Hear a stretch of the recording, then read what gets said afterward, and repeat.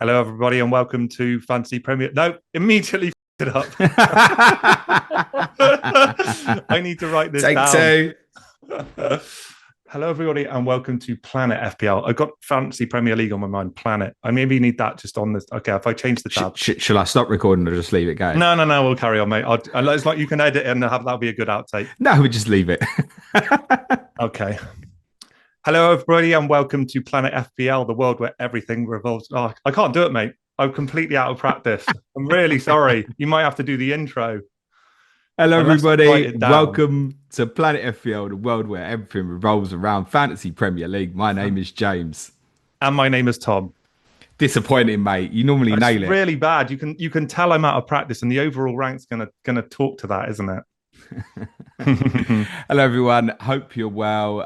Tom Campbell, if you don't know, is sitting in the hot seat with myself this week. Tom, for those who don't know you, who are you, mate? Hello, guys. Yeah, my name's Tom. I've been sort of guesting with you guys for so many years, James, right? But it has felt like a hot minute since I've been on. So I've completely butchered the introduction a couple of times, which I don't actually think I've ever done before. No. So normally I can be relied upon to be pretty slick, but that's not the case this time. So yeah, I've been guesting when Suj has been away for a few years, been doing a few quizzes with you guys as well when we do that.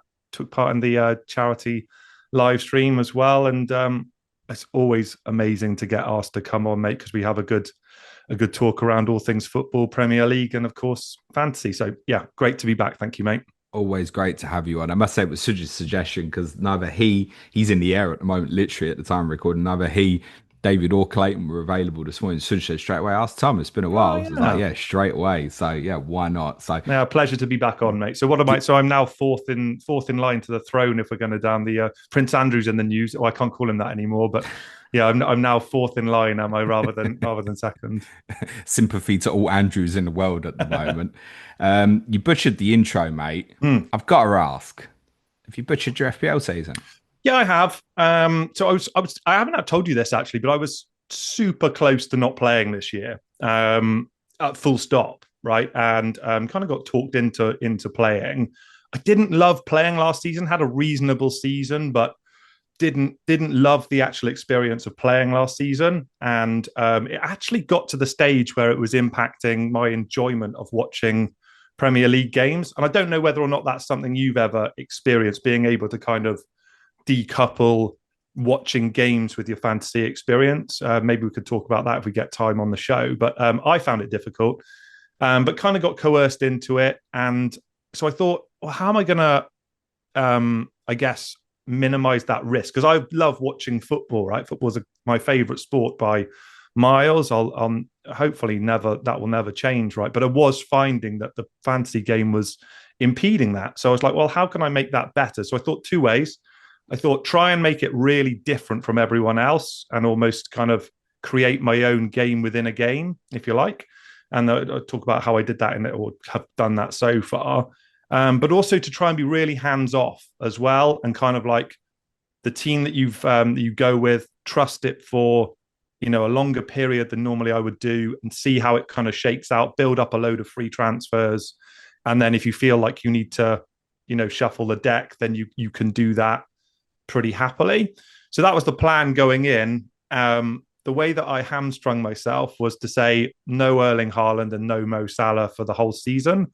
Obviously, Haaland's having an all-timer, is captained by everyone, presumably every week. So, it's kind of impossible, really, I think, to swim against that current, in my opinion. And Salah has done, fine, irrespective of Liverpool's struggles, right, James? So as a consequence, it's been horrific in terms of my overall rank. It's like in the 5 million range. But that's what I decided. And actually my enjoyment of watching games has been a lot better. And I've found myself able to kind of laugh about it and go, well, fantasy's fancy and it's all good. I'm still really involved in terms of watching the games and having an opinion, and I'm trying to get that across today. But yeah, that's the fantasy season. So terrible fantasy season, but the actual watching of the games, irrespective of West Ham's plight, has been good. for some people, how well they do is the be all and end all. Yeah. If for you, your major factor is your enjoyment, Mm. then please continue as you Yeah. are. I Yeah. love the strategy. It's the first thing I try and think to do every year is how can I take those two big boys on? Hmm. I started Yeah. without them both this year. Hmm. I started without them both last year. Yeah. I think as a strategy, it absolutely can work. I think the big problem this year, you're not the only person to try this strategy, Right. Hmm. is for it to work, you need the guys in the kind of the 8 to 10, 11 bracket to absolutely smash it. You do. You've got to do well on captaincy, right? Hmm. Because Captaincy's you're massive. not Oh, yeah. sitting there and thinking, I don't think Haaland or Salah are ever going to score. Like you just accept that they're going to be 20 plus at kind of like a minimum, certainly at least with Haaland. Exactly. And you've got to stick with it and hit captaincies. I had Mm. spells last year where Haaland got 7 in the first 4 last year. I think Yeah. might have even been more. I can't remember. Hmm. But I was doing all right. Like a Watkins captain one week was Yeah. decent. Saka one week when Haaland actually blanked. You need that.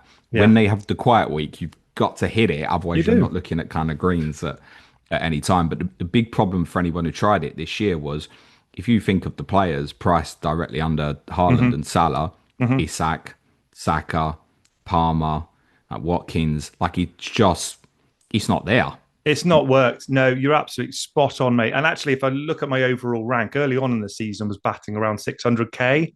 So that initial period, it was kind of, and that's no great shakes, is it? But after 3 or 4 game weeks, that's you take that, right? Yeah, absolutely. And that, but just from then, like you say, everything's kind of gone against that strategy, and like that's not that unexpected at all. Like he's an absolute machine, great player, great team.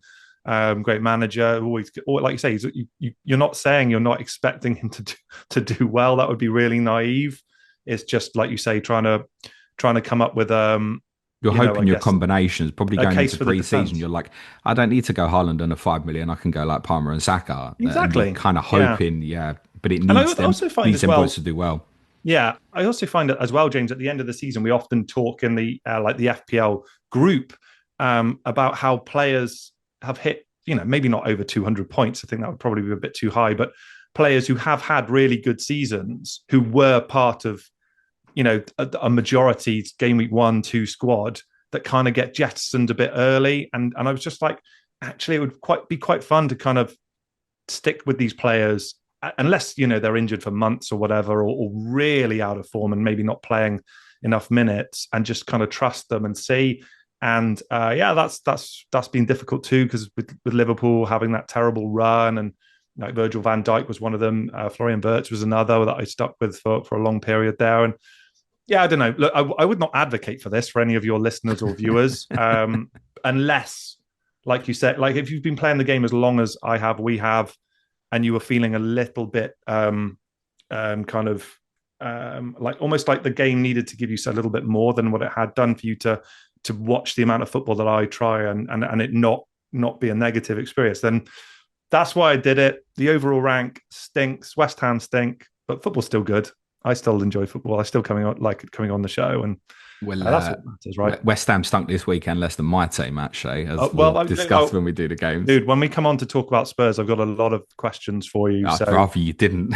yeah, you'll have the soapbox moment for sure. And I was going to joke, like you said, you'd get me on when West Ham won, and it's taken till November. So there we go.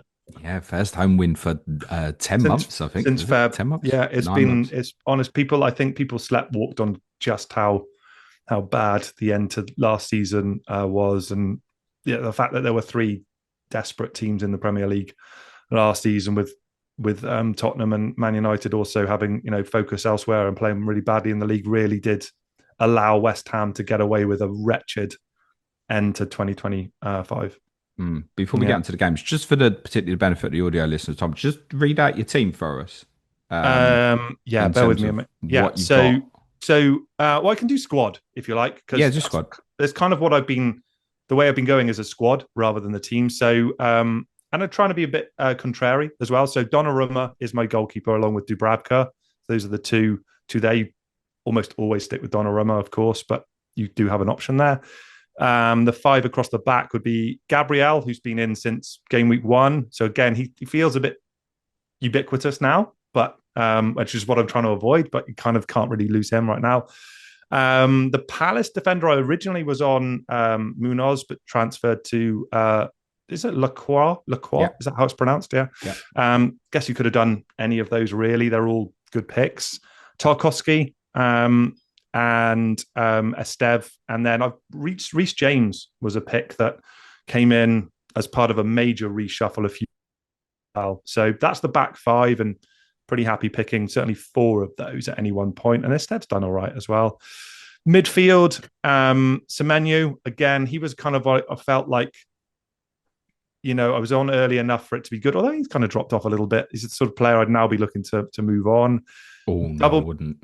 Well, just because not with their fixture swing that's coming. On, like, I feel like I should swim against the current a little bit, but maybe you can convince me otherwise. Elliot Anderson from Nottingham Forest, who I just think is a marvelous player. Like, I thought he was terrific against United. Talked to him about him. Double United of Bruno Fernandes and Brian and Mbumo, and Saka across the midfield, and then a front three of Gyökeres, Voltemade, and Jared Bowen.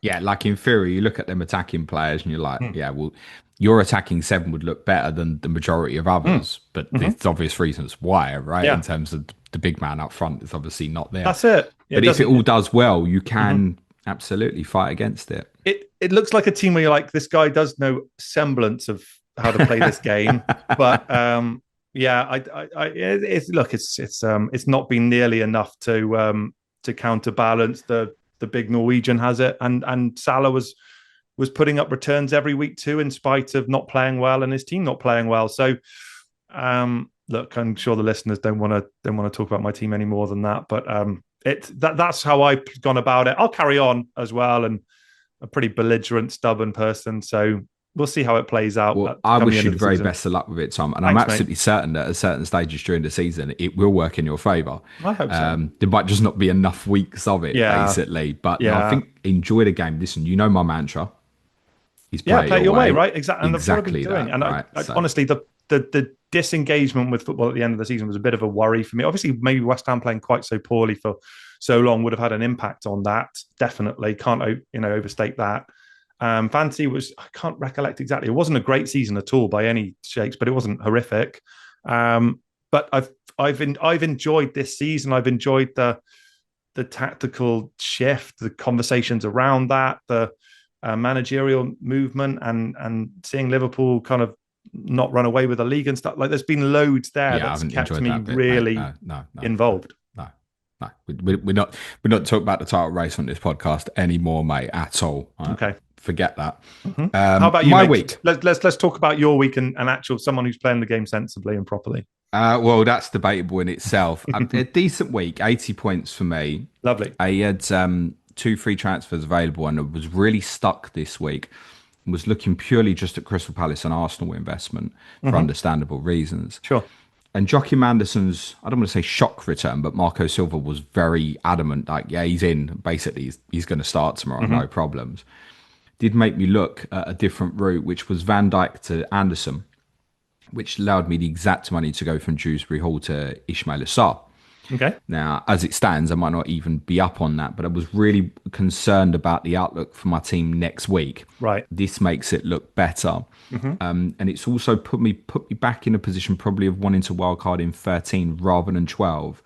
And I was really leaning towards 12. I'll make my decision on that after the European games are out of the way this week. So I could well be activating after deadline on Saturday's possibility. But my team with Anderson at home to Sunderland and Sarr at home to, away to Wolves in 12 is too better than where I was at, basically. I know Van Dijk would have had Forest at home, but just the outlook of the team looks structurally much better, I think, for that week. Yeah. And Arsenal's defensive record might mean that we even move on beyond 13, possibly. I don't think so, but I don't like the fact that Palace and United play each other in 13, and those would be kind of 2 real target teams for me on wildcard.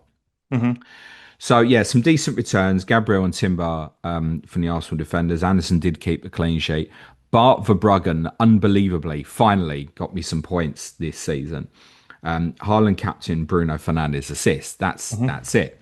Up to overall 520k, jumping like 250k this week. And I feel like really unlucky this week with some of the returns. So in terms of the attacking players, like I held João Pedro and everybody was jumping off to, I say everybody, that's not true, but so many people were jumping to Mateta, and quite understandably so. Mm. I was still in a very kind of short term angle process of looking at it and thinking I might be wildcarding in 12. I'm not convinced Mateta's 2 is better than João Pedro's 2. Hmm. I mean, João Pedro had half his XG from the season basically on Saturday. So I'm quite unlucky to only get the 9 points out of it. Some will say I was lucky considering held a player was doing absolutely nothing, and I'd certainly realised that. But I have a saying about Dr. Tottenham, and most of you should all know it by now. And I knew if I sold him, what I was probably going to look at on Saturday, and I Hmm. wasn't that surprised. Mm. Ismail Assar hit the post. Bruno Fernandes hit the post. Jared Bowen hit the post and obviously didn't get the assist for the winning goal, which 99% of the time he'd end up getting that, where the rebound just goes straight in. Decision not to give it to him is fine. So I feel like, yeah, I could have had a lot more this week. So pretty pleased with both the outcome and the performance of many of my Yeah, players. man. And it That's quite it. possibly means that I may well be rolling going into this week as well. A little bit of a decision in terms of keepers. Perry versus Verbruggen, Anderson versus Wan-Bissaka, Konsa at the back. That might be a little bit dependent on what I see from Everton at Sunderland this evening. Hmm. There's a few players playing away that don't look great in Semenyo, Fernandez and Gakpo, but I think they can all return. I kind of come to a conclusion on City and Liverpool this coming weekend that it might end up being a bit mad, which those who want to oppose Haaland might want to be aware of. That's not a dig at you, Tom. I just know that City playing Liverpool will make people want to look at alternatives for captaincy. I wouldn't. God no. I would definitely Jeez. be captain Haaland this week as long as he makes it through the European Yeah, fixtures I mean, I unscathed. don't know. uh, Maybe just a quick one. I mean, they kept a clean sheet. Andy Robertson came back into the team. Gravenberch in midfield makes them better, doesn't he? But it's not like Villa had no chances, and they've been so porous, haven't they? I mean, are we saying that we're backing Liverpool to keep Man City at bay in that game? I No, couldn't see it, I right? wouldn't back City to keep Liverpool at bay, by the way, either. Oh, of course not. No, no, they've I been think it could defensively end up weak being too. high scoring, Yeah, I agree actually. with that. Yeah, okay, mate. Yeah. So yeah, that's where it's at. Lineup is like looking okay for this week. The big decision for me this week is I'll react to anything injury news, but it could well be roll. And it's probably the more decision this week for me is determining whether I'm going to wildcard 12, 13. But I think after the transfers I made at the weekend, it's possibly a lean back into 13, possibly again. Hmm. You have to Um, forgive me, James. What have you got? Any remaining chips other than the wild card available? And if so, what's the no, all all done? gone, mate. Yeah, All fair enough. gone. Get rid of that shit early. Yeah, I agree. And no regrets on that No, no, no. perspective Fair as dues, mate. well. I All right. think for those left with chip stuff, you're probably looking at Haaland's either 13, 15, 17. Take your pick, I Hmm. think. Bench boost is get rid when you can. For many people, I think Game Week 17 will offer a solution just in the sense that I don't think you'll get much rotation that week. Yeah. Free hit is going to be very team dependent. Wild card, I think he's going to be for those left. He's going to be soon. It's going Yeah. to be kind of the final wave. I think the next couple of weeks, primarily as well. The teams at the top of the ticker over the next few weeks doesn't really change once you hit No. kind of like the Afcon transfer period, Yeah. and that'll obviously enable people a kind of a mini wild card if they want to around about that period as well. Hmm. Um, Uh, makes sense, mate. I guess the just a quick word on the bench boost.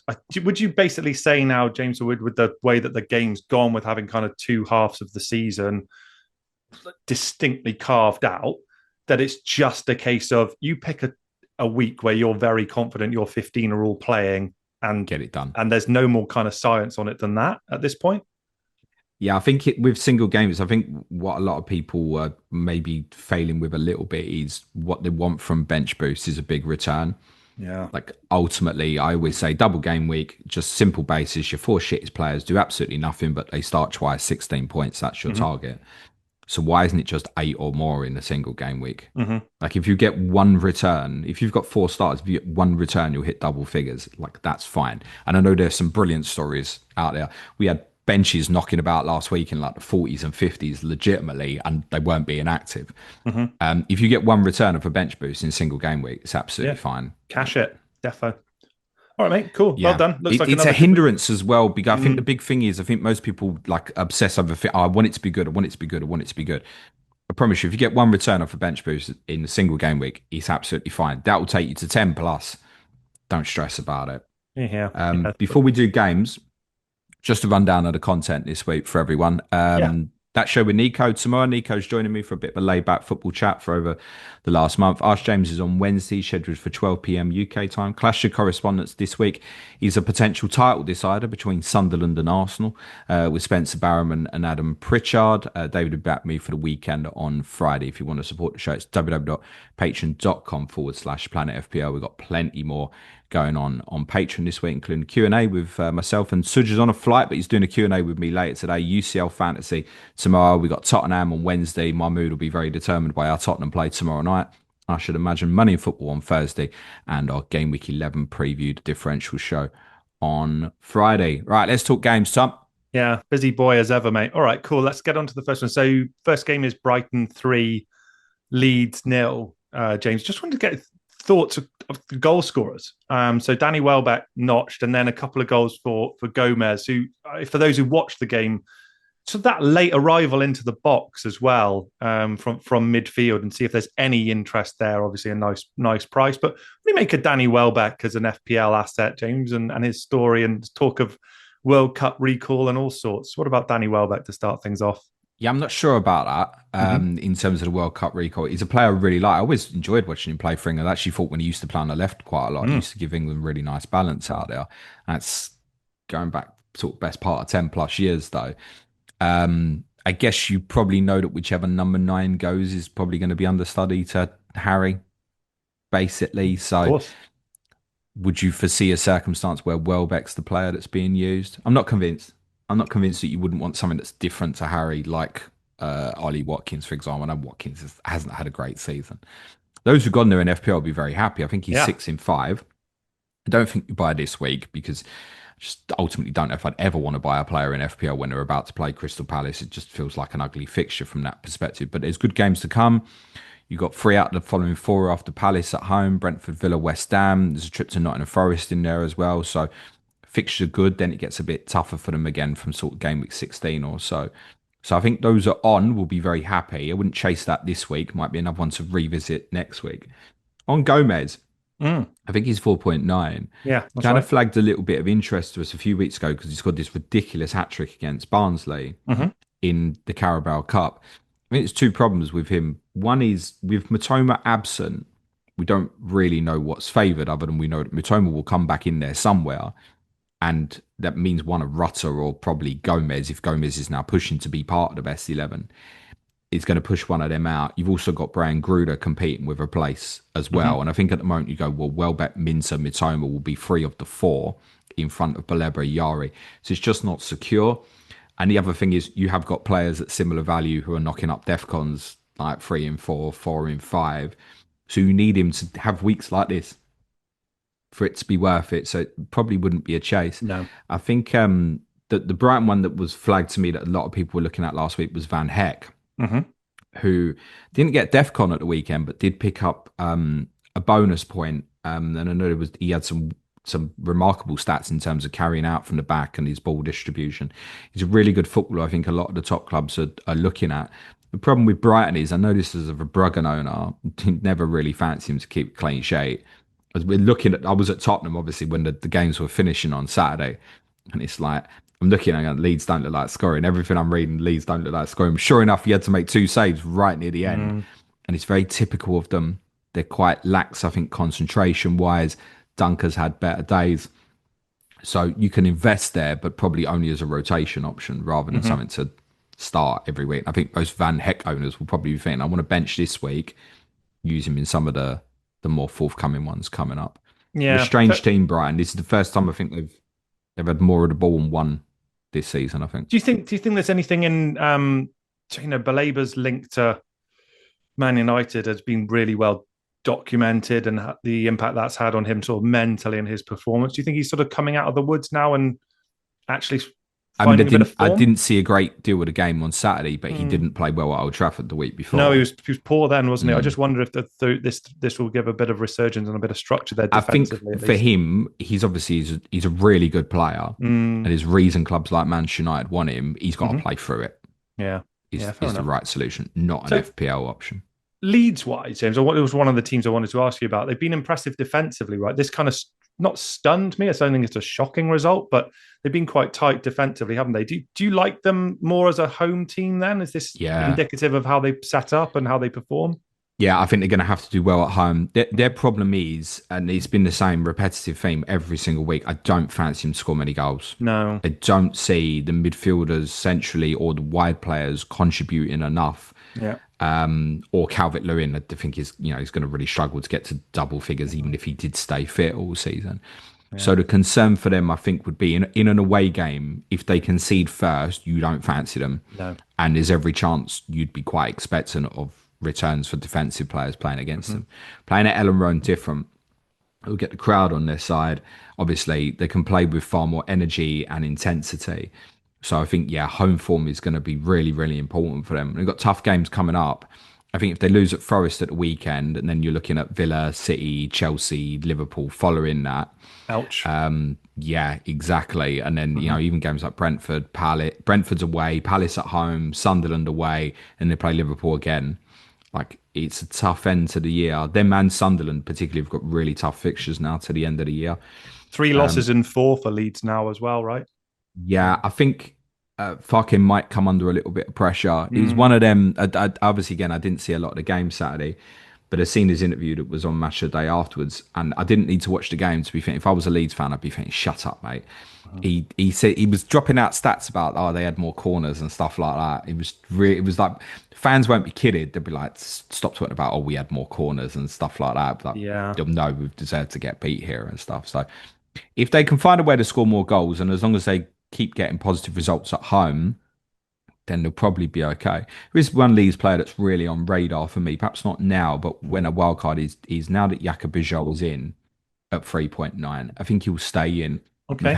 We've had the wave of players like Rodon, Michele, Alderete. They've all jumped up a little bit in price. I think in him and Axel Twanzebe now at 3.9, if anybody's wildcarding now, I think you're looking more at those two guys now. So Yeah. Bijol's right on radar for me. Nothing else from Leeds. Fair enough. And then if I can talk about those corner stats, James, I always think of a striker, and we talked about strikers in the past. If they're getting sort of between 4 and 5 shots a game, you're like, these are great numbers. Leeds had 5 shots in total in that game across the whole team. It's just not enough, is it? So, No. yeah, I get it. Offensively, you'd avoid. Games like Brighton away probably won't define them, but it's also worth saying Brighton drew at home to all three sides that got relegated last year. Yeah, so I think as a game, it's a good result for Brighton as well, because they tend to struggle in these sort of games. And I did think that this would be closer than it was. So did I. And I think if you're a team that's looking to avoid relegation, you've got to look at some away games as opportunity to pick up points. And this would probably have been one of them. So, yeah, disappointing. Should we move on and talk Burnley, Arsenal next? So the behemoth and the juggernaut of the Arsenal defence, let's start there. James, they just don't concede goals, do they? I mean, how impressive a unit are they? And is it kind of mandatory double up FPL wise? Trying to depress me, aren't you? Like, I think your team will do that to you, but yeah, I guess you've got the local rivalry. But yeah, do you think it's now a kind of the recommendation is 2 Arsenal defenders as a minimum now is needed from an FPL perspective? I think to win at a given week now, yeah, it probably is. And I did think it would trend this way. Yeah. I think it's probably more questions out at the moment rather than is it kind of like double defense or double attack. There's more people asking, should it just be treble defense? Yeah, right. Because the record is a joke. What's your take? I would say probably not, Mm-hmm. because I just think, and you can go that way. And I think it was something I really considered was putting Calafiori in this week, knowing that I had the wild card in pocket and just go, right, next 3 weeks or so, we'll go treble Arsenal defense. I wouldn't want to go that way moving forward, because I just think in the likes of Saka, Gyökeres, and we have to put Declan Rice in this conversation at the moment. Of course you do. Yeah. That we shouldn't overlook that something can happen. It's like, oh my God, Saka's the best captaincy for like Wolves at home in 16, like might be an example. It comes around. So I wouldn't bog myself down into treble Arsenal defence. I do think most are going to want double movement. It's just too strong defensively. And the thing is as well, they're all capable of contributing. Well, certainly the 2 fullbacks, Timber and Calafiori, are very capable of contributing as well. I think we are heading into a period where you'll have to accept as a Timber or Calafiori owner that at some point they're probably going to miss a game. Yeah. But Gabriel, he's basically he's in line with Haaland now, where if you're not there, well, you probably want to be in most Yeah. circumstances. For most people, it's like a 9-player game Hmm. at the moment. Because I mean, the thing is as well, we'd have looked at them and gone, no, Defcon. You would not have expected Gabriel to be picking up Defcon No. at the weekend, and it's something that will absolutely define it is Arsenal's second goal. And the long throws again are playing into the likes of more like Gabriel's and Van Dijk's, picking up Chalobah at the weekend at Tottenham, picking up Hmm. more Defcons than maybe we would have expected from some of these sides. They take a long throw. Gabriel wins it once. It goes back in the box. He wins it again, and they score from the counter attack. Hmm. So he's just so dominant. They clear the area for him to go and attack it, not just defensively, but defensively. And obviously on the attacking set play, he's involved. He gets a great touch for Gyökeres's goal. And with Hmm. the highlight sign on that, in terms of teams, most teams want to go like with a zonal setup, and we're very familiar with Arsenal running round the back. What it means is, in a circumstance like this, where teams set up zonally and they're blocking like front part, and we've seen Arsenal players start at the back and also run to the near post and try and get flick-ons. This is part why teams do it this way rather than just man to man, because if you do, Arsenal will go and attack the near post. But if they all stay at the back and it's flying over half the team's heads, they're so likely to win the first point of contact. Hmm. It's so because you've got 3 or 4 coming in and you've only got 2 at the back. It's so likely to win the first point of contact, and then it's off onto the second. Hmm.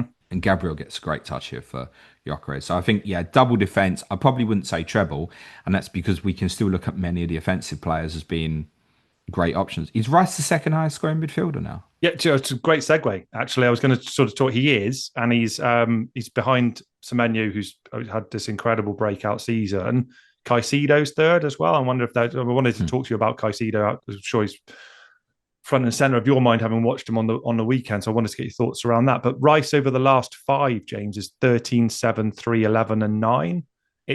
I actually think this could have been called at the beginning of the season with the Yeah, setup to of be the honest, game. Suj wanted to go there. I know that Yeah, specifically. Yeah. yeah, definitely. I do get it. I don't think this is something that we can all be sort of stunned about at all. I think this was in the offing, definitely. Do you think it continues for him, James, at that kind of pace, or do you think he'll I drop off? think He's it 63 can. points already. I mean, if you look at his Defcons at the weekend as well, I Hmm. mean, he's 21 defensive contributions Mm. against Burnley. Now, a Hmm. lot of that will probably be like ball recoveries, Burnley Yeah, clearing the ball interceptions. and then Yeah. picking it Hmm. back up and Yeah, stuff yeah. like that. Hmm. But I mean, that's monster stuff that suggests that there can be more there. What a player, man. He's Oh, obviously he's on like after corners. yeah, So if the goal was scored from the first point of contact from his delivery, i.e., if they attack that front post, for yeah. example, or even someone goes for directly for goal at the back post, he can pick up assists that way. He's allowed to run into the box. I think there's Hmm. more trust on that now. There's a relationship building with Zubamendi, and I would say interestingly as well, whether it's Eze or even Odegaard when they return, Hmm. neither of those two are box crashers. No. Spoken about this a lot with Enzo Fernandez a lot recently. Like the best of Enzo Fernandez in box crashing and stuff. Actually, he also was unlucky not to return at the weekend. But it's on Rice. Is the Mm. one to go if you want to get an extra man into the box. Hmm. It so often is Declan Rice. Do you know what, James? At West Ham, occasionally he'd be given the freedom to do that, and was like, we hamstrung that guy. He was more deployed at a kind of more traditional 6, typically for us, because he had to be. But when we played opposition in the cup or whatever, or if we were chasing a game, you could see he had that in the locker. I mean, the header that he scored, I didn't necessarily know he had that in there as well. Like that was there was a lot of good headers over the weekend, weren't there? But what a player, man! Yeah. I just think he's an absolute superstar. I I really do. think the other thing to consider with him is a little bit like the double defensive stuff. Because Hmm. if you think, oh, double defense, if I go Rice, oh shit, what if I need Saka or Hmm. Gyökeres? Yeah, It can work a little bit like that as well. yeah, And I don't think we could definitively say moving forward that say Rice will be better than Ismail Assar. no, And I think if you make that sort of choice, by the way, I didn't have the zero point 0.1 to go Rice this week. Had right. I would have gone him over Sar. You would have done, okay. Yeah, yeah, genuinely. Hmm. Yeah. But I think for most people, if you're looking at that, you are still drawn towards, oh, I know Sar will chip in attacking Yeah. way. Whereas Rice could have a run of 5, 6 games where there's nothing offensively. Very good And then point. that'll play Yeah. on your mind. And there will be runs like that, I think. Hmm. And there can be for like an Ismail Assar as well. But I think if you have a player like Rice, the consistency doesn't remain, we've seen that with a lot of people gone Caicedo. You're like, not sure what I want here. Like, he's good for me. He'll get the odd def cons and assists and stuff like that. But I'm not sure I want to be on this every No. week if he's not involved at the top end. So there's a warning there that people might go there and be like, if it has a period where it stagnates, Hmm. he's probably he's almost like Such says it, not set and forget. You could put him in and just leave it, but Yep. the reason I would have been happy to go him this week is knowing, right, I'm cutting myself off of Saka Gyökeres for the next two. I don't Hmm. want to permanently put myself in that position. He's exactly the type of player I said in the intro, James, about that player that I'm expecting players like that at the end of the campaign to be like, Christ, he's knocked 190 plus points out. Why didn't we just set and forget at the beginning of the season? That wouldn't shock me if he's one of those players. But to do that, you're going to have to be able to stomach those 4 or 5 weeks where he returns nothing, because I suspect they will happen in that type of role. Can I just get your thoughts on Gyökeres as well, James? Not necessarily about the injury. I mean, by all means, talk about that as well. But I remember early on in the season, you expressed some doubts about a goal that he'd scored at the Emirates Against and Leeds, it was when against he scored Leeds. twice. One, it was just an awkward goal. Awkward, good word, right? So for players, for FPL managers who've got him, for players who might, or FPL managers who might be looking, should I get him as the third Arsenal player? What's your read now? Like, we're sort of 9, 10 games into the season, James. How do you see this guy as an FPL asset?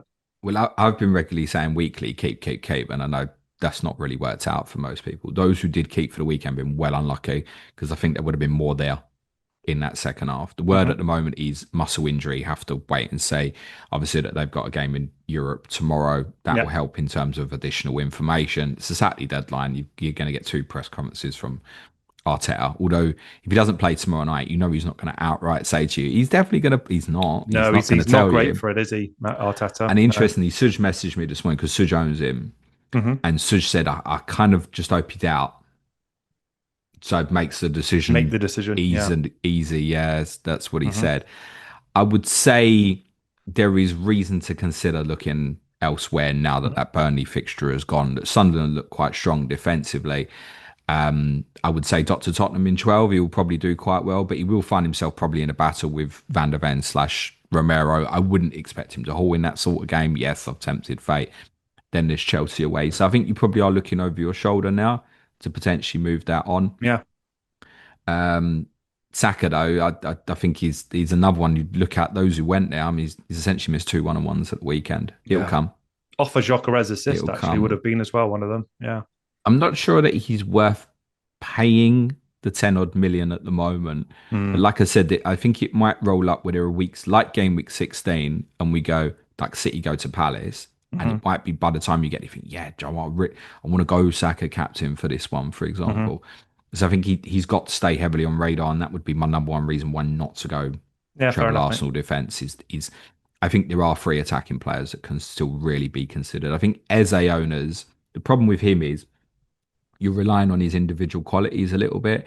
It Mm-hmm. might not sound logical, but Rice is the box crusher. It's not Eze. Mm-hmm. Eze's probably not going to get in this system many tap-ins No. from like 6, 12 yards. Rice is more likely. Now, he's obviously so capable that he can individual moments of magic, but you're relying on that, I think, a little bit more as an asset at the moment. So if you're an Eze owner, I think you're probably a little bit twitchy at the moment. It'd be the same, right? Historically, Eze, Martinelli, Trossard, more recently Madueke, these types of players, James, where you, like you say, you're reliant on those flashes rather than Declan Wright's routes to points would feel so different and varied as a comparator. Interesting. Any word on any of the Burnley boys? That they're not going to be defined by games like this. I Mm-hmm. just think that Twanzebe, as I said, at 3.9 is perfectly reasonable. It's interesting that Dubravka, despite having played every week all season, is still 4.0, and actually he's performing okay. So Yeah, he's pretty much a shoo-in as second choice goalkeeper yeah, for he is. everybody. And I said last week, I don't even actually hate the idea that people just went with him and another 4.0. Mm-hmm. If particularly if you perhaps lost out on a little bit of value this season, it'll be all right. They'll have some surprise clean sheets at points because they set up defensively quite well. I think the only note on this one from the weekend is Josh Laurent coming back in the team, and I think we can expect when Burnley have games such as Chelsea, which they've got in game week 12, we can expect Laurent to play. It's probably Laurent versus Strand Larson at the moment. Mm-hmm. Gochakuru looks like he played a kind of a bit more of an awkward role, a little bit wider at the weekend, which is not really his game. but we can probably expect them to set up similar against Chelsea in 12 to how they set up against Arsenal. I would imagine at West Ham at the weekend, they'll probably go back to maybe Larson will come back in the team instead of Laurent, and it's more like a nominal back Mm. four. Mm-hmm. Foster might come back in for Fleming. I think Fleming obviously scored twice at Wolves, so there was a reward for him. I wouldn't be surprised if that changes again No. for West Ham at the weekend. Fair enough, mate. Should we move on? Palace, one of my favourite FPL teams to talk around. They've got so many different options. Good result, 2-0 against Brentford, sort of arresting a bit of a not slump, but a slowdown in form, right? I mean, you talked about Ismaila Sarr. Lots of people have gone on Mateta. Their defence kept a clean sheet. They're an FPL darling, aren't they, Crystal Palace? They're absolute gold. Mm. As discussed when Rory last come on Clash of Correspondence, it was weeks ago. It might have even been the first international break. We're saying that more than half your team is legit FPL gold potentially here. You've got Sarr, Mateta, and you can take your pick from any of the defensive ones. No kidding. Even Mitchell. Yeah. You want Richards? Fine. You want Lacroix, Gay, Munoz? We don't talk about Henderson. Henderson's a good asset as well. It's almost like I don't want to waste the Palace spot. That's, I think, how the people should feel. Yeah, definitely. They're basically the best. If you think about it, they're basically the best pound for pound FPL team. For sure. Not close. Yeah. And what a header, man. Mateta's header, James. What a brilliant header. Yeah, definitely. Do you think he's in the best FPL front three, right? Front three, front two. I guess Haaland would obviously be in there. I think so. Me not going João Pedro to Mateta this weekend wasn't any slight on Mateta. I was generally saying to people, in most cases, you probably want to make the move. And I was definitely saying to people, like, if I'd used the wild card, I'd be getting that done, basically. Yep. So, yeah, I imagine he'll end up for me. I'm probably going to have to pay a little bit for premium, but the data's good. He's good on the eye. Kind of fixture proof, it feels like a little bit as well. Presumably on pens, I'm guessing. I would have thought. Yeah. Although I don't. They did have one. He scored at Villa earlier in the season. There's no reason to be put off by Mateta, and there's nothing like Sarr versus Rice. Again, if someone prefers Sarr versus Rice, I'm not going to tell them no. Would you advocate for the Sarr and Mateta double, James? I've got no reason not to, other than a little bit like with Arsenal, there is a case to say I have the double defence. That's the only downside to treble Palace. The fixture's still good. Brighton at the week, at Wolves away, United is at home, Burnley, Fulham away. None of this stuff scares you. I mean, we went twice at Fulham last season. None of this scares you. Even City at home in 16. It's like, I know they'll give them problems. Leeds away, Tottenham at home. The fixtures are fine for a sustained period to the end of the year. So, yeah, I think my preference generally would be Munoz, Sarr, Mateta. If it's open check and there's no restrictions there, but I don't think there's anything particularly wrong with looking at Lacroix or Gaze or Richards instead. They're all good. And DEFCONs, they're going to flip. We've seen enough evidence now this season that I don't want to say there'd be a randomness towards the returns, but they will all chip in with it. And none of them have been the consistent one. Like, different example, but say Joachim Anderson at Fulham is like been the only one if you're looking specifically at DEFCONs. All 5 of them guys at Palace will chip in. So it's just down to preference. There is a case, I mean, say like Sarr versus Rice, in that very, very dilemma, in both cases, you're potentially cutting yourself off of other assets from those two teams by whichever one you choose. Yeah. There's a case to say have teams with both, by the way. I think on that, people are still drawn to go Sarr over Rice, and I understand that. Yeah, no, I get that as well. I get the appeal. It's still a fancy game, isn't it? I do understand that. Interestingly, James, Mark Guehi, I mean, we talked around briefly around Baleba as well. Guehi sort of similar with the move was closer, right, to materialising to Liverpool. Guehi's third top defender, 64 points, one of only 4 to go over 60. What a return, what a professional, right, to play your way through it and keep churning out those performances and returns. Yeah. The latest word is maybe Real Madrid now, isn't it? Good on him. In terms of next summer. So, yeah. And I wouldn't look at him and go, you're not good enough for that. I'm a big fan of him as a player. I think he's a great player. I agree with that, mate. What about Brentford? Absolutely butchered over the summer. I'm sure you guys have talked around that in length in terms of personnel, managerial change and what have you, but they still been fighting their way competitively, haven't they? Disappointing result, I guess, but such a tough place to go. Any word on any of their players for people looking at their assets? Yeah, I mean, whatever you've got is probably a hold this week's, but Hmm. especially judging by Newcastle's away form, which I'm sure we'll Hmm. probably get onto. Yeah. He doesn't scream the next few: Newcastle at home, Brighton away, Burnley at home. It feels more like if you're on, this is okay. Hmm. There's a note of there's trips to Arsenal in 14. You can debate yourselves whether you think Tottenham away in 15 will be tough for them or not. Then there's a really good run from 16 for a few fixtures as well. So Thiago is right on radar for me. That's the best forward in the game at around about his value. Hmm. I think that's clear. If they have a good days, he's likely to be in and involved with that. I really like Kevin Sade as well. Just I think it's difficult when he's priced more than Sars and Rice's and Enzo Fernandez, as we've spoken about. Hmm. Defensively, there isn't enough consistency in Collins, Vandenberg to make them No. picks over others. I think most people like what they've seen from Kyoto. Kelleher, I never really fancy for clean sheet returns, but he is decent in terms of saving penalties. So every now and again, there might be a haul for you. I think there'll be two stages to look at them. One in 13 when they play Burnley specifically, and obviously there's going to be a crowd who are going to wild card then, and they're going to wild card Brentford's home to Burnley, so naturally you're going to look at it. And then obviously again in 16, and everyone gets 5 free transfers then. So Hmm. there's two real obvious spells for people to go, okay, this is the right time maybe to look at Brentford. I think Thiago is the standout. The standout, isn't he? Yeah, definitely. Okay, mate. Let's move on. Fulham 3, Wolves nil. Then you mentioned Anderson at the back there. I know there'd been some doubts around him, but we had a helpful press conference, didn't we, prior to the game? Very definitive, which is always helpful. We thank you, And Marco Silva. Yeah. yeah, thank you, Marco Silva. Wolves make West Ham look good. That takes some doing. So let's start on the Fulham side though. Great result for them. James Anderson is a player I think we talked around at the beginning of the season. Great value, had a good end to the season, some injury troubles, etc. But still remains a good FPL asset, right? Yeah, he's arguably probably the best in and around that value. For me, it was, Yeah. but if I wait till 13, I've potentially got Wolves at home, Everton away, Sunderland at home as 3 fixtures. I can use him and it seems perfectly reasonable. Hmm. Um, then the kind of the period of 13, it looks a bit tougher. Tottenham, City, Palace. Then for them again as well, comes better also from roundabouts game week 16.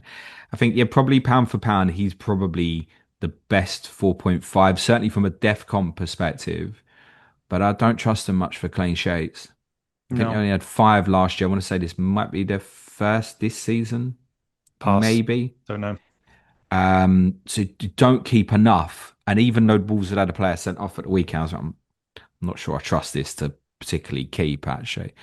So I think he may frustrate a little bit, but it'll be sort of 3 points and up, Anderson, because he will hit DEFCONs quite a lot. I And at wouldn't four read. point whatever it is, James. I mean, that's fine, right? Yeah, and I think he's for if you're going to use him, he's either like his third choice or fourth choice Hmm. defender, depending on how you Yeah. obviously want Yeah. to Yeah. set up. That he kind of feels like ideal fourth choice Hmm. as in your first backup and using when there's a fixture like this. But I am aware you look at things like I said, Bijou and Twanzebe. I can see me wildcarding going those two. Hmm. If I do, I don't know if I'm comfortable going Anderson Yeah. because won't want to look at Anderson like against City in 14, for No. example. And Leeds and Burnley, for example, don't have great fixtures that week either. So it might be that he either ends up as the fourth for me, I think, Hmm. moving forward, or not in at all. Just don't feel quite comfortable with it. They're an odd team, aren't they, James, for an FPL team? It's kind of Anderson I was expecting to talk around even before I knew you had him as part of your setup. But beyond that, I was like, don't actually see there being a cohort of players that are of any interest from a Fulham perspective, let alone from a Wolves side. Is that reasonable? Do you think there's anyone that would tempt you at all? Yeah, I mean, still Josh King Yeah. at 4.5. I mean, Hmm. essentially, he's got brought down for Agbadou's red card. He might be Hmm. going through 1-on-1, and who Hmm. knows, maybe he scored. He hasn't scored yet this season, but I do think it's coming. Hmm. And that's the standout one Okay. at that value because I always say I said this a lot about Bergval last year. Pick the one in at 4.5 who might be something. Yeah. Now, Bergval, it didn't turn out to be that way Yeah. for FPL. King might. And obviously, I think the idea that he didn't start at Newcastle caused a little bit of concern. And then the team news on it also put me off a little bit Friday because it wasn't just Anderson. It was like, oh, Smith Rowe's available, Wilson's Hmm. available, Chukwueze's available. Like, oh, I'm not sure certain he starts now. Lewis James was, by the way, our Fulham correspondent because he captained him. So that gives you an indication of how Lewis still feels about him. And Lewis spoke up really highly about him in pre-season. So I Mm-hmm. think we can still expect him to be first choice. Mm-hmm. Ultimately, he's a good one as the eighth attacker because you're not going to get too tempted, other than in fixtures like this, to start him. Yeah, like it. Is he the So boy, James, who scored the goal that was ruled out against Chelsea? yes, Yeah, I remember that goal. I was livid. I spend a lot of my time angry with how football's become. I think I talked to you about it, don't, but that one don't go really down that upset route. me. No, I won't belabor that one. It's not the time. But yeah, that one did upset me. Poor lad. I'm sure there'll be many goals for him because he looks a player, doesn't he? Yeah, fair point. He does. I think you'd want an awareness coming up that if you look at, say, the week, so 14 is midweek fixtures, Mm-hmm. they've got Tottenham away in 13, City at home 14, Palace at home in 15. So it doesn't scream like great, obviously, but they're obviously free challenging fixtures, despite whatever people think about my team. If Jimenez and Muniz are both fit, neither of them are going to start all three, right? You couldn't expect King to start all three of those games. No. So you're probably looking at, if they've got everyone fit, and it suddenly looked this time last week, it was like, oh shit, they've got some injury troubles now. Whereas actually they started the season with none. They're basically back to everyone being fit bar Anthony Robinson. So you can expect some rotation over those periods, and the fixtures aren't great. Next couple are okay. Mm-hmm. I would say for those with wildcard 13, you could still look at something punty. And maybe it's something like Iwobi, Yeah, it's because off the he back will of a great play. season last season, right? As well. Mm. But I just think ultimately you're paying a little bit more for others rather Exactly. than I think looking at that. there's so many. I mean, we're only halfway through the games, or not even yet, and we've talked around so many options in that area, haven't we already, James? So he's going to do well to And force himself in. Sessegnon's a midfielder, so Yeah, that's a no can't look. do And I that. think, unfortunately, even though he's doing quite well, Mm-hmm. even as if he was a defender, you're still going, well, Anderson. Sessegnon would still have to get me these goals on a semi regular basis Yeah, to be worthwhile. I agree. Otherwise, I might as well go Anderson because Yeah, I agree with that. he's at worst going to be a 1 in 2 for DEFCONs, I did basically. think beginning of the season, Leno might represent an interesting goalkeeper. Goalkeepers are always, I find, difficult to predict over the course of the I think campaign. You mentioned goalkeepers in the Verbruggen. game just generally are an absolute headache at the Yeah, moment. they are. I I like your don't idea of two think fours, actually. Reyes and Donnarumma's for me are probably not worth the value. I know Mm-hmm. people say Reyes keep the clean sheet every week. Yeah, but you're putting your ceiling at 6 points when Mm-hmm. the rest of the Arsenal defenders can rock up with like a 15 any Yeah, week. yeah. Raya needs a penalty save to get anywhere near Mm-hmm. that sort of total. Um, the kind of the mid ones like Pope, Pickford, Mm. Henderson's, Vicarios, like, I'm not sure. So you look down and then he's like, oh, Petrovic, Kelleher, Verbruggen, it's all a bit shit. Well, any The of only them. good goalkeeper in the Yeah. game is Dubravka, Mm-hmm. basically, and from a value Yeah, perspective, I that's like how it that. feels. And just skip over Wolves altogether, James. I mean, they've been hopeless. They keep shipping goals. They don't score any. It's been ranted, hasn't it? Yeah, What's going on? well, obviously Pereira's gone, Yeah. so they're obviously to go to Chelsea this way, and I know a lot of people are looking at Chelsea assets. I wouldn't let it put you off. They're too much for a mess.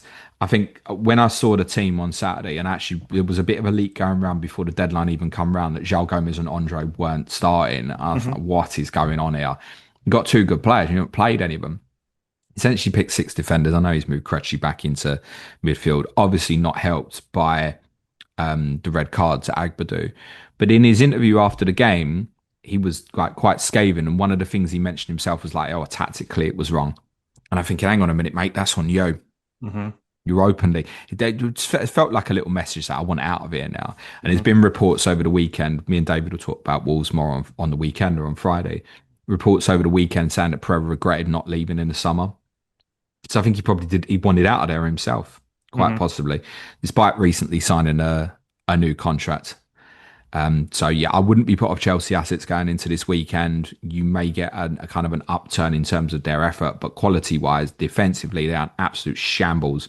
Yeah, they And I really don't are. see what combination they'd pick defensively that would suddenly fix that for Chelsea at the weekend. So I mean, no, I No, can't see avoid. them. Whatever they do, I can't see them getting out of it this time. It really is. It's turmoil, isn't it? Yeah, fair point. All right, mate.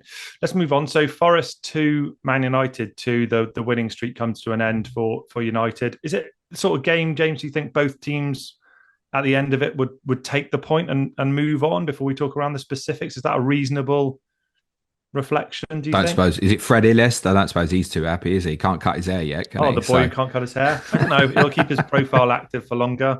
Back to zero for him. But I do find it odd. Just quickly, I do find it odd how Ruben Amorim is persisting with Diego Dallo as a left wing back after having signed Dorgu. I do find that really I peculiar. don't think you trust Dorgu. I think He trust signed, Dallo more as an element of that. and that trust though, because I don't trust Diego Dallo, particularly on that left flank. I see him as a real weakness that teams are exploiting now. But that to me was just something interesting. I was like, I don't see. Maybe you've got some insight into why he's persisting. Is it nepotism? Is it just Dorgu's too young? I Amrim don't get actually it. said in his comments after the game, he said that there's an awkwardness with Dallo playing at left wing Yeah, back in the sense he's often having to come back onto his right foot. yeah, He's not in I can't kick the ball with my weaker foot, but people want to come onto their stronger foot. It's sure. natural. So Mm-hmm. he's coming inside a lot. I think what it is as well is with Diallo playing right wing back, Yeah, you don't want him defensively. no. Really, like they did something really cute where kind of like Shaw followed Rutter around the pitch last week, and Dallo's sitting there at right back. It's not like ideal. You want him carrying further up the pitch. We spoke last week about Diallo playing right wing back having a positive impact on Bumo. He feels more comfortable to stay in central areas because he knows there's a ball carrier on the outside of him when they've got the ball. So I think Dorgu's strengths are definitely all offensively. So it's a balance. Yeah. If you're going to end up in a situation where you do want to transition into a football match to say, right, do you know what? We are going to move within a possession phase. And I think we'll begin to see more tweaks with United as the results begin to improve where, okay, in possession, Diallo's going to stay high and wide and we want to tuck our left back in. Like that is going to be more comfortable for them to do that with Dallo rather than Dorgu. But then also it might be that Lisandro Martinez return might enable that player to become Luke Shaw. So I think it's probably a case if Diallo was injured, I think Dorgu would play and then he'd go, right, well, yeah, I'll have the real offensive from the left-hand side and then Dallo goes back to the Dallo goes right wing back. right. Yeah, I like it. Yeah. So I wonder whether ultimately or not... there is an element of trying to fit their best players in, but it's also understandable. Diallo is a good player. I mean, look at the goal. It's a terrific goal he scores. What a goal, what a player. I wonder if the Casemiro, Bruno Fernandes central midfield arrangement, I guess, kind of doesn't lend itself to massive defensive cover either, does it? So interesting just to see how that continues. But I didn't make a lot of United in this game, James. I didn't think they played particularly well. I know that Forest XG was considerably higher.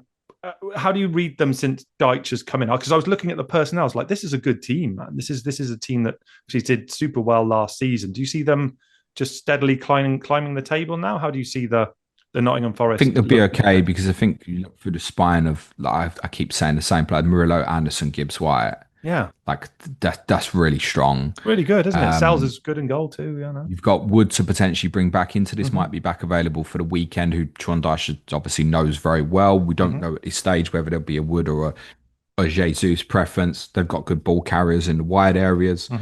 They should be okay. Yeah, they should be okay. There's nothing I'd be looking at from fantasy perspective for them. What about they should be okay. So I thought Anderson the other Anderson, the midfielder for Forest, played ever so well in this game. James, I don't know if you watched the extended highlights or caught the game, but do you think he represents any kind of route in there with his DEFCONs as well, or do you just see it's not the value there for him? No, I wouldn't pay it. If you're on, it's fine. And I think actually for a lot of people, considering the fixture this weekend, probably play it. But I think there might be circumstances where they don't go and press as aggressively as what they've done. I think it's right at the moment that they are on occasion and letting Anderson go and win the ball back because they need to get the fans back on side. Yeah. But I think there'll be games later in the season where they're compact, they sit off. Players like Anderson don't go and Gibbs White don't go out and jump and press into sixes and stuff like that. And you might find that it's not consistency longer term. He's fine at the moment. I wouldn't invest in him, no. No, fair enough. There's nothing else I'd invest in Forest. United are right on radar. On radar. And in terms of that statement then, James, who's appealing to you most? Is it Bruno? Well, I've got Fernandes and I'm loath to get rid at any point, but I do recognise despite Fernandes' return at the weekend, I think Bruno is offering better value personally at the moment. And I do think at some point in the next couple of weeks, there'll be quite a surge for Cunha. particularly as well. Remember, Boomo is going to piss off to AFCON. It's shortly. quite a way away, but in terms of FPL, it was in FPL game weeks it is.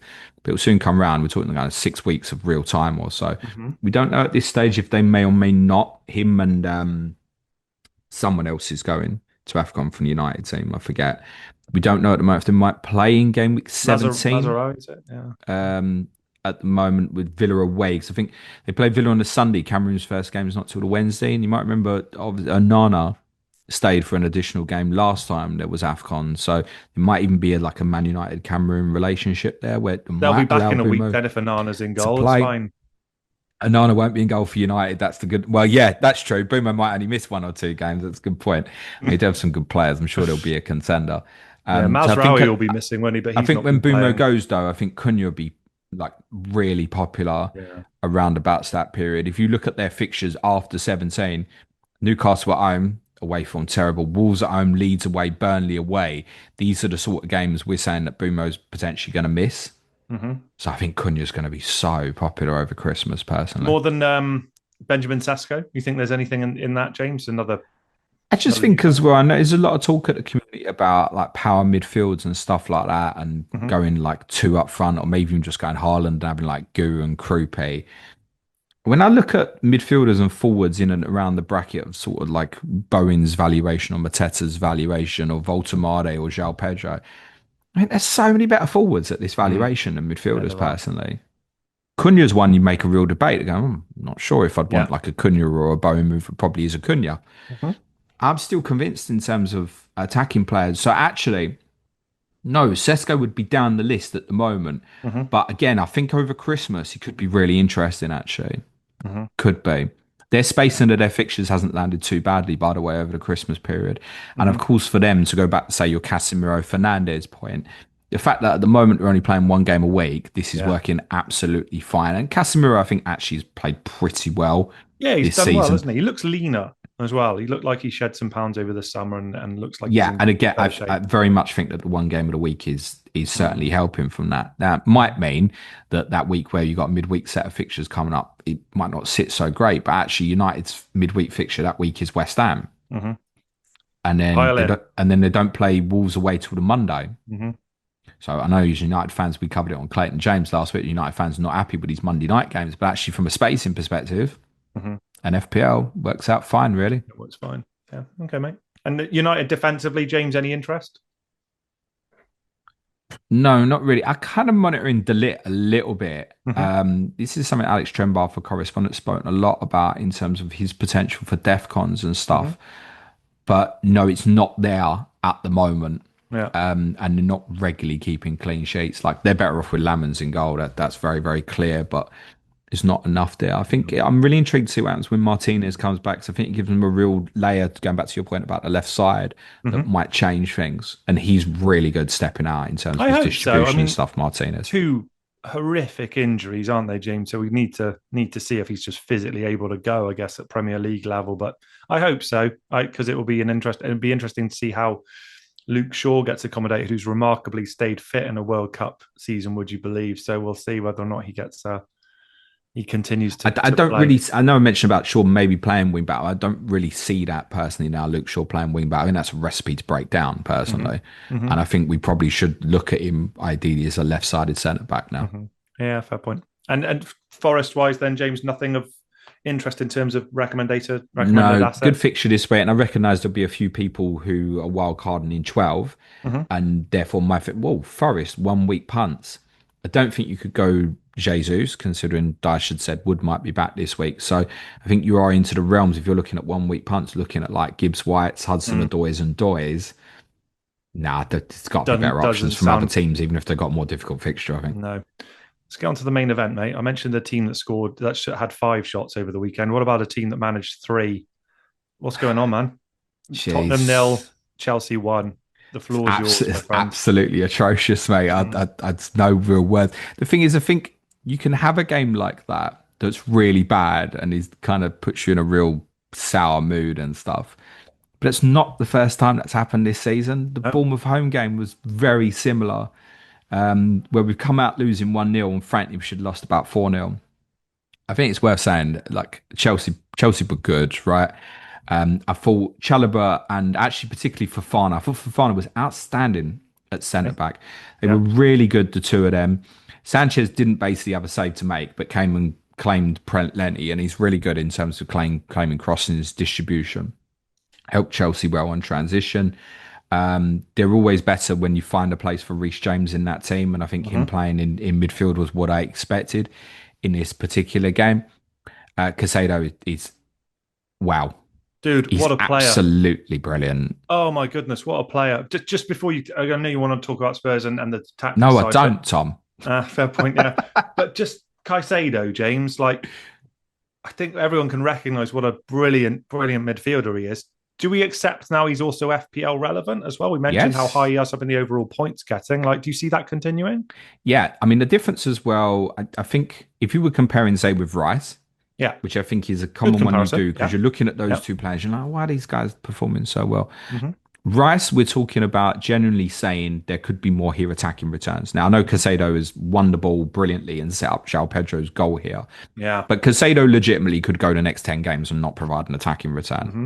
But the flip of that is Rice might go 10 games and not hit a DEFCON. I don't think so, but he might. It could happen. Caicedo will regularly hit them. Yeah. Phenomenal. So, His yeah. ability to get round the pitch, and do you know what else with him as well? Like always available. It was a stat the other week. He got left out for a game, didn't he? When he had a little bit of a nil Forest Hmm. away. It was the first time he'd not started a game for Chelsea in the Premier League when he'd been available for Hmm. like 23 months or so.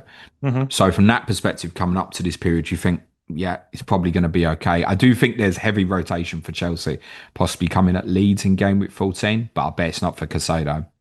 No, and it's Yeah, weird, James, brilliant. isn't it? Because if actually took the time to look at his touches, which is way less than like Enzo and Reece James in there, but that availability and like you say, tenaciousness getting around the pitch and effective use of the ball. Is there a player he reminds you of, James? You've watched so much football over the years, Premier League. Kante, a little bit. Yeah, that's the It's name that leapt natural up you to me. make that comparison because they both played for the same team. Yeah.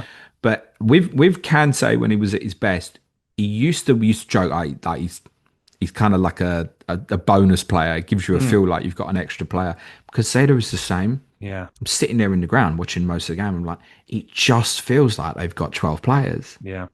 And a lot of that is to do with him. He Hmm. looks like he could be sitting there, anchoring a defense, sitting there positionally, and his ability to read the game of when to go. How often do you see him go and press and get caught out?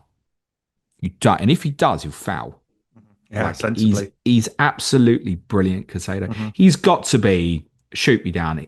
At what he does specifically, he's got to be near on the best in the world.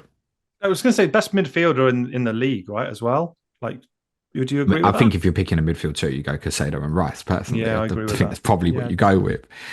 Yeah, he's a brilliant player, Moises Caicedo, and even how the game went for my I can admire watching that and how good that is. He puts fear into people. Hmm. You can see, and he's not to compare him with like players of past who've been kind of really physical in those areas, like people like Vieira was kind of like Yep. going into that area of more physicality within the league, and there's a lot to talk about at the moment. Casado's no build like Vieira. No. Vieira was a physical specimen, 6'4" monster. Casado's not like that, and No. players see him coming, and he puts the fear of God into them. They're like, Yeah. I don't want to get involved with this guy because he's got all the physicality elements for his size and the Hmm. quality as well. I think his technical quality is so underrated. His ability to sit there and pop passes and also play them vertically. Yeah, what a player, top player. And It's yes, really interesting, fantasy James. relevant. He's had three double-digit returns in the first 10 game weeks, but they're interspersed by 2 points, 1 points, 2 points. So I guess it's your point around Declan Rice as well. You'd have to stomach those runs of games where you might go without a return for a period there and expect there to be a spike along the way. His floor most commonly, though, feels like it will be free, Hmm. Yeah, i.e., prior to that, the beginning of Defcon the and season, yellow. 5, 8, 4, and 12. So, yeah, really great player, great to What's his watch. total points, he on, Tom? Sorry? What's Oh his total gosh, points? I know that he was second behind, or then maybe third, wasn't it? I've Because not got remember the as page well, up. the 1 point presumably is when he Hmm. didn't start at Nottingham Forest. And we're saying That's that's right. kind of like a real hmm rarity. And there was another 2 point. I think was it Liverpool at home? No, he scored against 58 Liverpool, points didn't he? he's up to now, James, which is so he's only 5 behind Declan Rice, and he's outright third. How many points overall? 58 after 10 game weeks, so only Yeah, I by mean, 5 points a and for game. him, really, it's 57 from 9. Yeah, So we're yeah, it's talking six impressive. points per game Yeah, average. it's impressive. Interesting as well, if you've got him in front of you, I hmm think you'll probably find, Tom, that he's averaging around about 7 per game away from home, interestingly. Yeah, his away matches. So Man United was 4. He had Forest was the game you referred to, and he only played 45 minutes there. Tottenham, he's just bagged a 10-pointer. Brentford was the 12-pointer, and 8 at So the there is absolute quite a bit in there in fortress of terms West of Ham. returns away from home. So he scored at West Ham, he scored at Brentford. He's obviously had assists at the weekend as well. Yeah, But yeah, kind of point being is, yeah, even away games, yeah, yeah, there's stuff definitely. going on for him. So What what about more broadly Chelsea as an offensive unit, James? Was there anything that you watched in the game you thought actually that's of interest FPL wise? Someone like a Cucurella or a João Pedro, like anyone around this that you want to talk to us about? Cucurella's fine. I hmm don't know if you were investing if he's worth 1 million more than Chalobah, other Right. than you could feel more secure about his minutes. But then, as I said, I look at Leeds away 14. The reason that's so bad that week, they play Arsenal at home on the Sunday, hmm Bournemouth away on the Saturday after. They're going to Leeds on the Wednesday. So you've got toughest game in the league, followed by most intense game, arguably, in terms of Bournemouth. hmm Bournemouth will revel that. And then hmm on the Tuesday, I think they're Atalanta away in the Champions League. So if you look at that period, the Leeds game, it's like it stands out as a sore thumb. Like, oh, my guys like Cucurella might not play in this game. Now I think Caicedo, monster he is, probably will play through it. But things like that would nag at doubt at me. Whereas say Liverpool got the same schedule over that week. So they got West Ham away on the Sunday. Sunderland, I think it's no Sunderland at home on the Wednesday, and then in 15 they've got Leeds away on the Saturday, and then they go to I think Inter Milan on the Tuesday. Now Liverpool's Premier League fixtures are not as difficult as Chelsea's are over that same period, despite the fact they both play Leeds. But Van Dijk will play all them games. So if you're looking at that as a comparison, and Van Dijk will across that pick up some def cons. Ironically, against sides like Sunderland and Leeds, who will probably have to go a bit more direct, he just hoovers up the headers, doesn't he? hmm So if you compare that sort of thing over forthcoming weeks, like sure, Cucurella over Van Dijk this week all day long, but then moving forward, I don't think you do. No. So no. So therefore, I think it's been the case with Chelsea defensively all year, and I said this in pre-season. It's wanting investment in Chelsea. It's not necessarily liking any of their assets I see. Okay. in terms of the defensive ones. In terms of the attacking ones, Enzo's fine, and I think he's under consideration for me possibly this week still to come in, go Wolves, Burnley, fine. A little bit conscious that Burnley game's 12:30 on the lunchtime after the international break, and we saw them obviously not pick their strongest side at Nottingham Forest in game week 8, I think it was.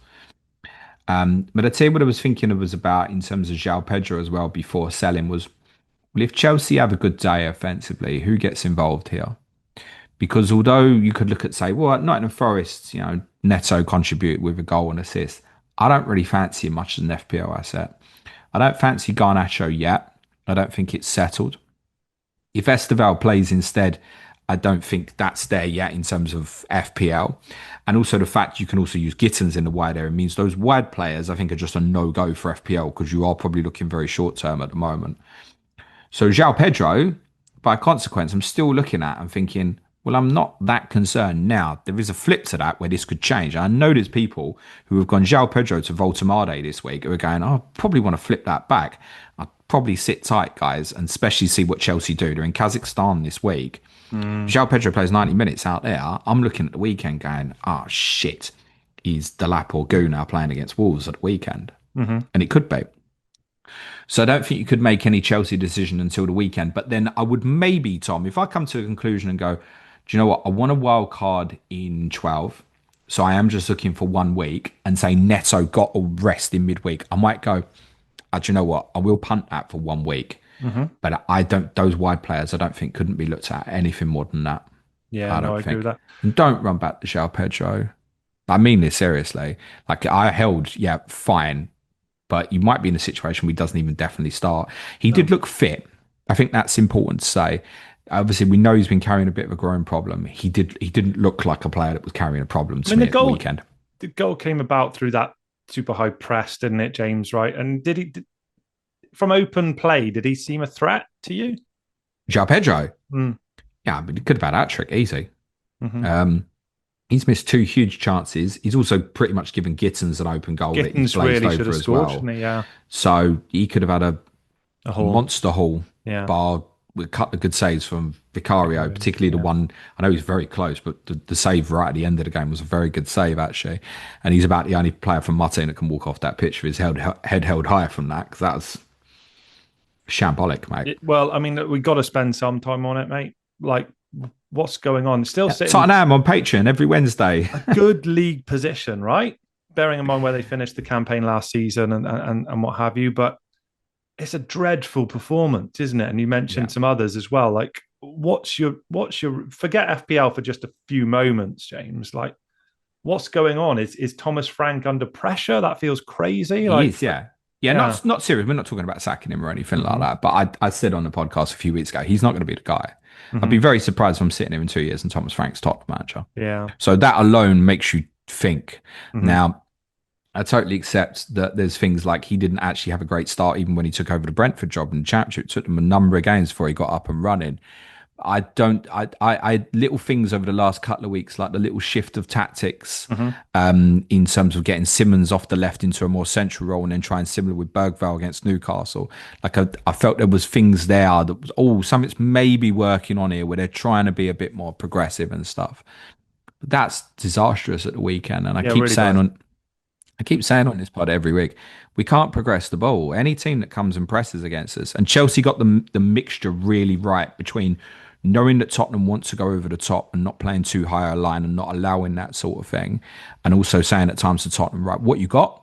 So we're going to kind of go mid block, and then also at the right times go in and press in. And any team that goes and presses against our centre backs, we're in massive trouble if Romero's not starting. Mhm. And although he was back, it was unavailable. And the midfield is, I could do a whole podcast on Paulinho and why he needs to come out of the team, Mhm. which I know will surprise people, because Paulinho is an outstanding ball winner.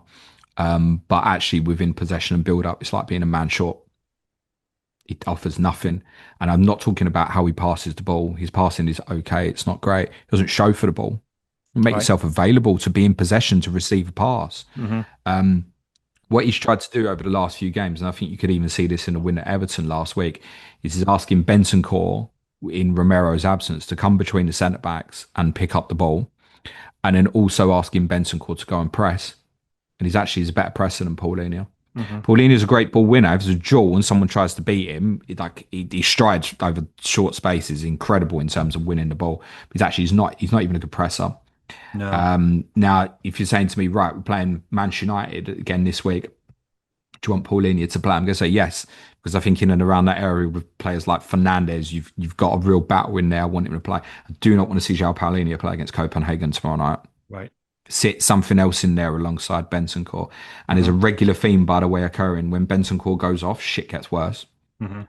Wolves at home, Monaco away, and again on Saturday. And again, I'm not defending him, but I also, by the way, acknowledged he was very lucky not to be sent off, Bentancur. But it gets worse without him. And he's not playing well either. So, yeah. And offensively, they're all wank, Tom. Yeah, They're all terrible. Like Kudus is the same thing. If Kudus isn't doing it, they're a nowhere player I know near good well and enough. was gutted we sold, let alone to your mob. But I don't know. I wondered if it was all down to stylistically, or is it the personnel not playing well? Is it tactics? I was nonplussed as to why Spurs was so bad in this game, because they really were. From what I Chelsea saw. deserve a lot of credit out of that. Yeah, fair point. And again, it's very similar to Bournemouth in game week 3. Got it like tactically spot on, and Maresca got the balance absolutely right at the weekend with his selection and how they played. Like I said, mid block certain times, pressing at the right times in other stages. They got it absolutely right, so they deserve credit for that. I think when teams play as bad as my team do at the weekend, we do focus just on the negative. A lot of that negative is because the opponent did play very, very well, and deserved their flowers from that. But ultimately, players aren't good enough, and I don't think the manager's got the flexibility to show stuff stylistically that's going to make this better. No. Remember as well, Suj keeps saying, why'd you keep going away from home watching this shit? Want to try watching us at fucking home, mate. That's why I keep going away from home, because at home is so bad. So the home support, what the home support has seen since the opening day win against Burnley, is get absolutely demolished by Bournemouth and Chelsea, get beat by Villa when neither team played particularly well, and score a last minute equaliser against Wolves, another game we should have got absolutely dominated by Wolves. Look how bad they are, Tom. So the home form is massively alarming, and for 90% of the crowd, that's what they're going to, right? It's just the home games. I'm actually balanced off a little bit because I've had some good away days. It's really, really, really, really, really bad. And at the moment, I wouldn't say there's no chance for getting us a result, because we can. I think there's weaknesses for United, and actually set pieces is still one of them. So we can still get a result the They'll weekend. fancy it though, But James, yeah, won't they? absolutely, United will fancy beating us. Definitely. Yeah, absolutely. So should we move on, mate? I'm mindful of time a little bit, so let's take. So I want to talk Liverpool 2, Aston Villa 0. Andy Robertson back into the team. We mentioned earlier on the podcast as well, with Gravenberch playing as well. It felt like kind of plus Ekatike, a return to the title-winning team, and lo and behold, they pick up a seemingly comfortable-ish 2-0 home victory. Is that a fair assessment? How did you see the game? it is a little bit. It was an intriguing bit. If anyone wants to watch it back, of why I think it's the right thing that Robertson's come back in. I've been speaking a lot about the fullbacks been really bad for them. Yeah, they have been. Even in kickoff, Villa kickoff, and Robertson is pulling Ekatike all over the place in terms of where he should be positionally from before the game's even started. So you put in a leader right back in that team that helps. And he went into quite central areas quite a lot, Robertson. I think that's really uncomfortable for Kirkes as well. He's got weaknesses if he's attacked. I think Evan Gassander's not shown enough yet. And I think Arne Slot probably also thought there was a chance that McGinn would maybe play that side. Right, and therefore Robertson McGinn would be like a really good battle as well. They obviously know each other well. So there's plenty of reasons to make that call. It was... He did feel a lot back to basics at the weekend in terms of even the positioning of Gravenberch, McAllister and Szoboszlai just being a little bit more sensible. But also, ironically, a lot of things have obviously gone against them in terms of luck recently. They had some bits here, no doubt. Oh, God, The most striking thing for me in the first 20 minutes was Morgan Rogers started the game like, I want to show you I can be one of the best players in the world. Man possessed, wasn't he? He was breathtaking in the first 20 minutes or so. It was, and I think anyone who's watched a lot of Villa this season would have gone, he's not been right. Oh my God. In those opening 20 minutes, you'd have gone, fucking hell, everyone's going to try and buy this fella. Went like, close, instantly. Didn't he? Yeah. Yeah. He was absolutely on it in that central role. And I think that's also down to, and they adjusted. And after that opening 20 minutes or so, like Rodgers didn't have the same impact in the game, and that deserves credit from Liverpool's perspective. But they were still having that issue. And also, I know it's like Captain Hindsight, and everyone does this when a mistake happens when you play out from the back. So obviously they've given a stupid goal away where it's a cock up between Martinez and Torres, kind of dual responsibility, primarily Martinez, but dual responsibility. Salah scores. Well, we don't play out like that. It's so sloppy. Everyone wants to highlight it. But in that opening quarter of the game, Villa were having so much joy doing it. I think the problem is... risk, high reward, right? Absolutely. That's the strategy they chose. However, it's not the best strategy to hurt Liverpool. The strategy that United took on was, well, we're going to play off your midfield and second balls. The second ball, they won so many second balls, didn't they? What you don't really want to do with Liverpool, like I said, they had joy with it in the opening quarter of the game. Once Liverpool get their press right, you're in trouble because they're good, but it's not quite right. It's not. No. But there was a lot of individual performers. I think like that was the best I've seen Salah this season at the weekend. I thought it was really good. I think Szoboszlai is one of the few players that's felt like he's been really consistent all season long. Ekatike gives them good balance. So does Gakpo off the left. The midfield three back together. It felt like I'm watching Liverpool from last season, and I think that's probably a sensible move at the moment. He wasn't quite so wide, Salah, in this game. The average position, James, looks a little narrower. Whether or not that was a conscious decision slot invoked, I don't know. But it felt like he was a little more central than the average position. I think having Szoboszlai operate quite often in that channel a little bit closer is possibly a little bit helpful to that. And Conor Bradley did fine. Also, I think in terms of the element of Villa on that side, so McGinn played that side of the pitch. Hmm. It's not so much of a, oh, if Villa win it back, is this side of the pitch a huge concern? It's Mm, not. You're not worried about McGinn and Dean maybe doubling up on Bradley. And if Szoboszlai can get out there, it enables Salah to stay higher and stuff. yeah. It was good Mo. He looked like him, like good Mo. We've not You seen think him at his best. do you think he makes an ideal FPL 11, James Salah? Salah, Mm-hmm. no, No, not for you. no, Fair enough. not Okay. worth it. But that comes with a huge caveat of the games coming up, and I include this weekend because, as I said, I think there'll be goals in it. Hmm. These fixtures coming up could be absolutely great before he goes off to AFCON. Yeah. City Yeah. away, Forest at home, West Ham away, Sunderland at home, Leeds away, Brighton at home. And Lovely. then we're assuming at the moment, I think Egypt's first game, I want to say, is the day after they play Tottenham. So I don't think, I might have that wrong, but I don't think he'll be able to play at Tottenham.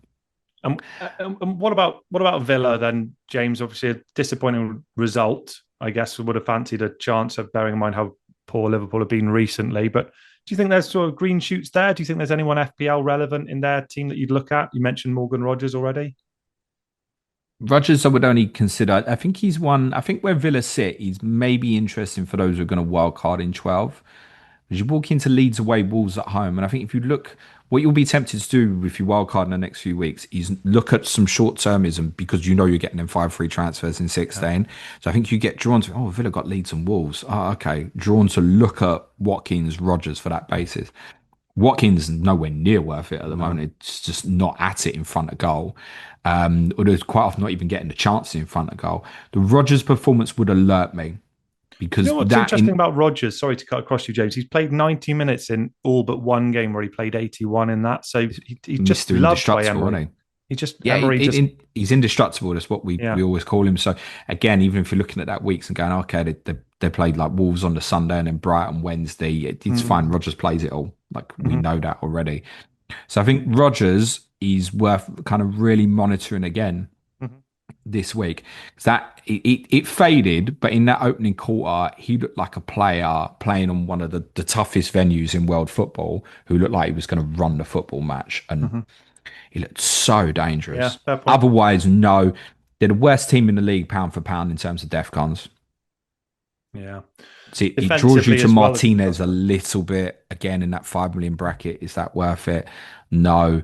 None of the others are really contributing enough. They might have I'm Tielemans and Buendia back this weekend. If they do, that'll help. yeah, not enough there is there. What about I mean Matty Cash had that huge spike, didn't he, in 9 with a 15-pointer. Anything defensive? Would he be the one to look at defensively if you were tempted? I'm pretty sure that Lee Jackson would sit here and go, "Don't look." Okay.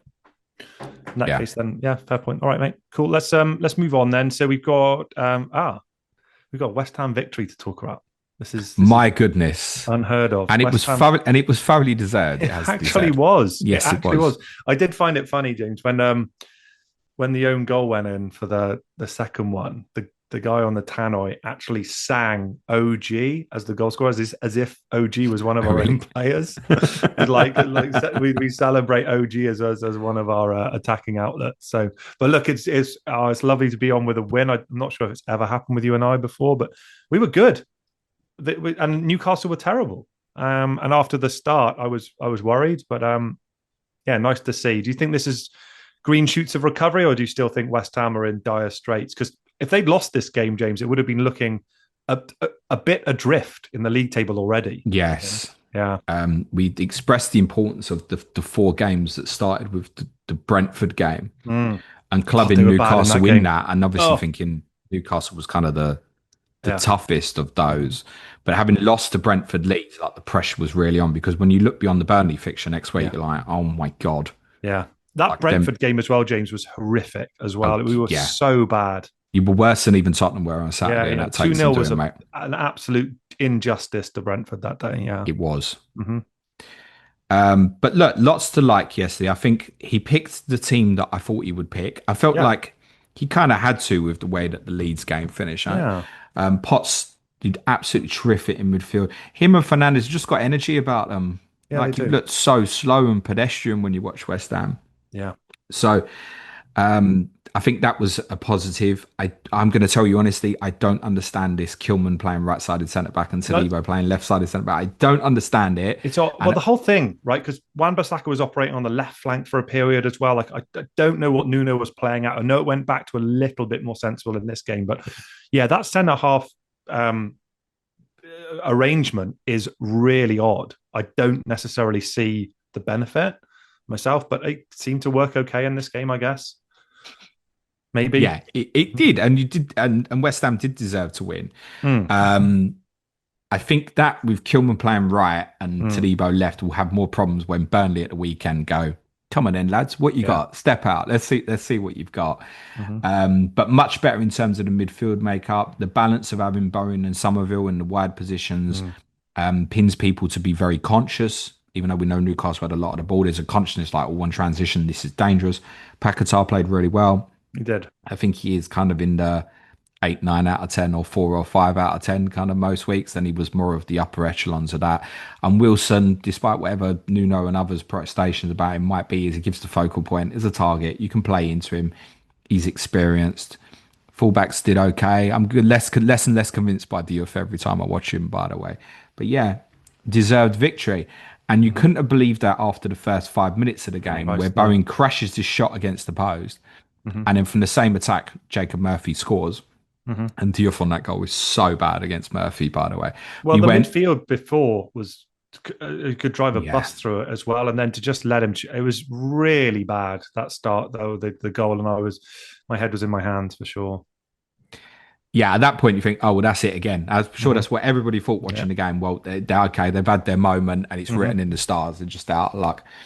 Um, but Newcastle just took their foot off the pedal, Mm-hmm. allowed West Ham back in the game. There was instant with the penalty that was cancelled out. That's correct decision.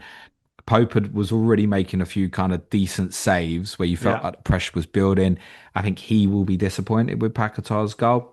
I Yeah. think what happens though, if you watch it back, there's an angle behind Paquetá where he hits the Dips. ball, but he doesn't do it from far away. It does it really close to Pope, Mm-hmm. like within about 10 yards of Pope. Then it goes like Right. down. Mm-hmm. So he's there, and then it's dipped and fizzed like right really late on, He should have caught the initial cross though, James, as well. Like I don't feel possibly. like he was under a lot of pressure, and it was a good punch. But to me, that's a catch. If I'm a centre half, I want the goalkeeper to be catching that.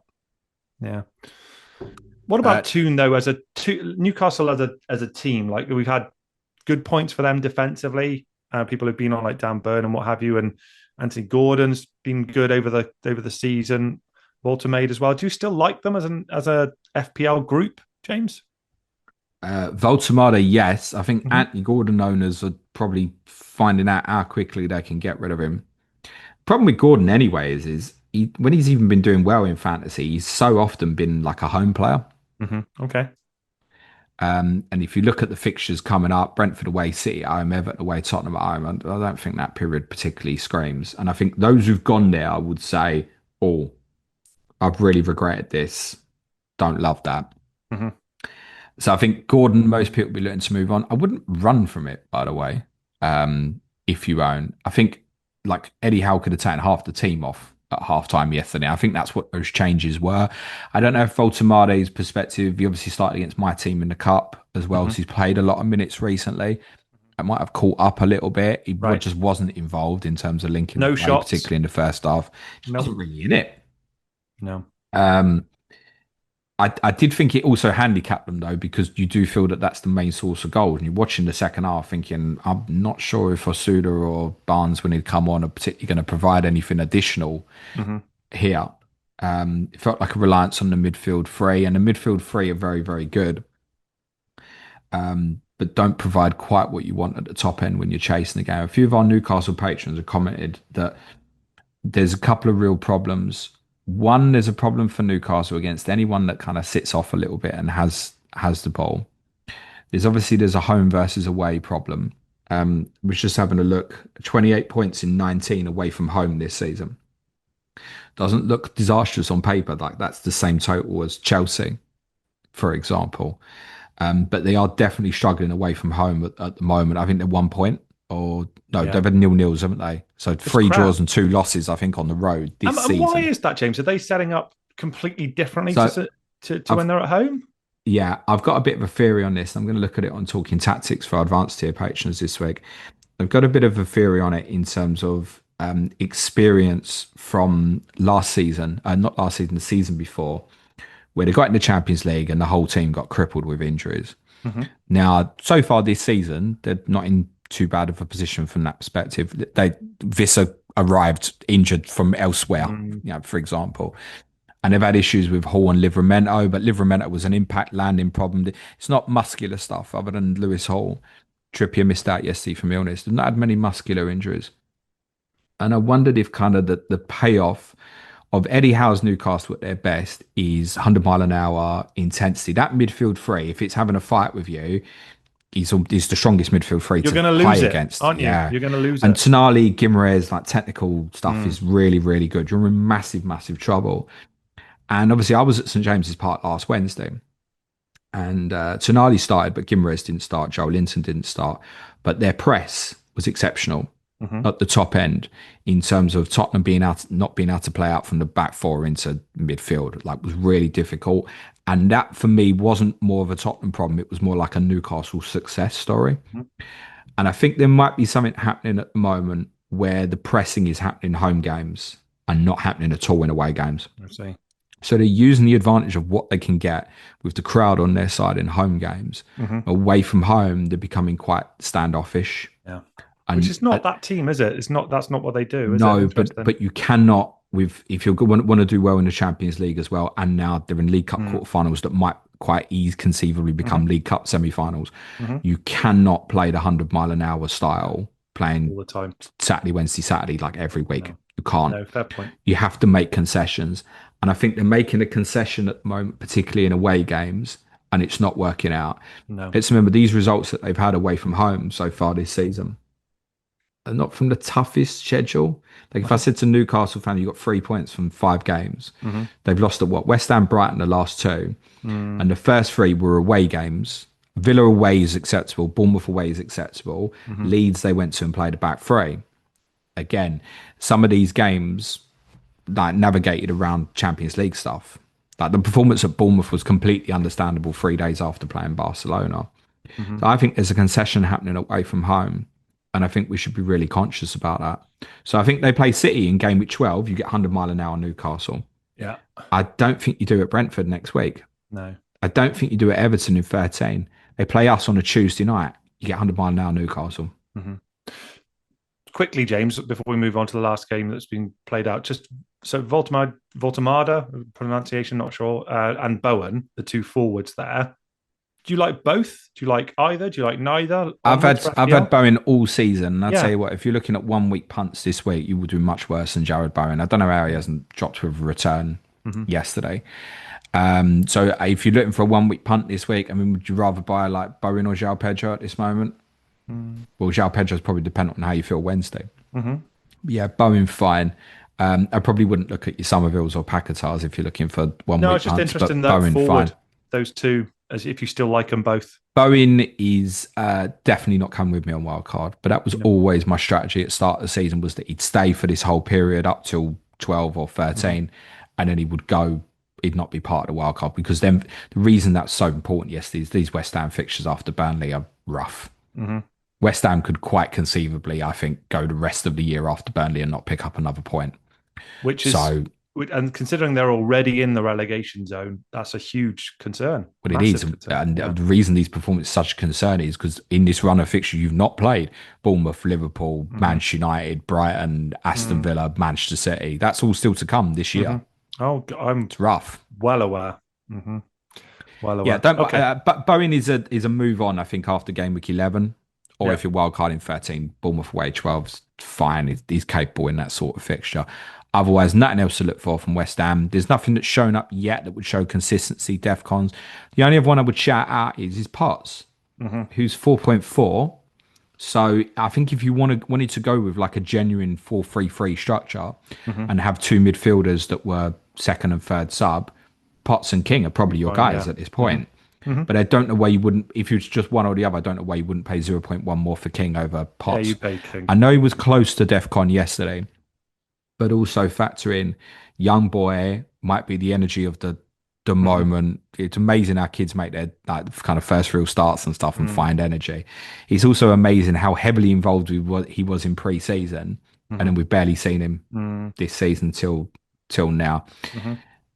Disappointing day from Newcastle. Great Yeah, it result really for was. West Ham.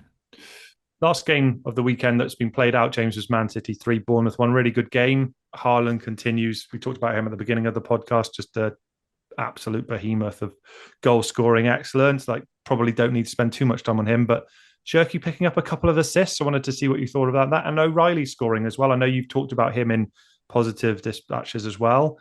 What do you think about Man City offensively outside of Erling Haaland? Is there anyone that you start starting to think we could invest here, or are we still none the wiser?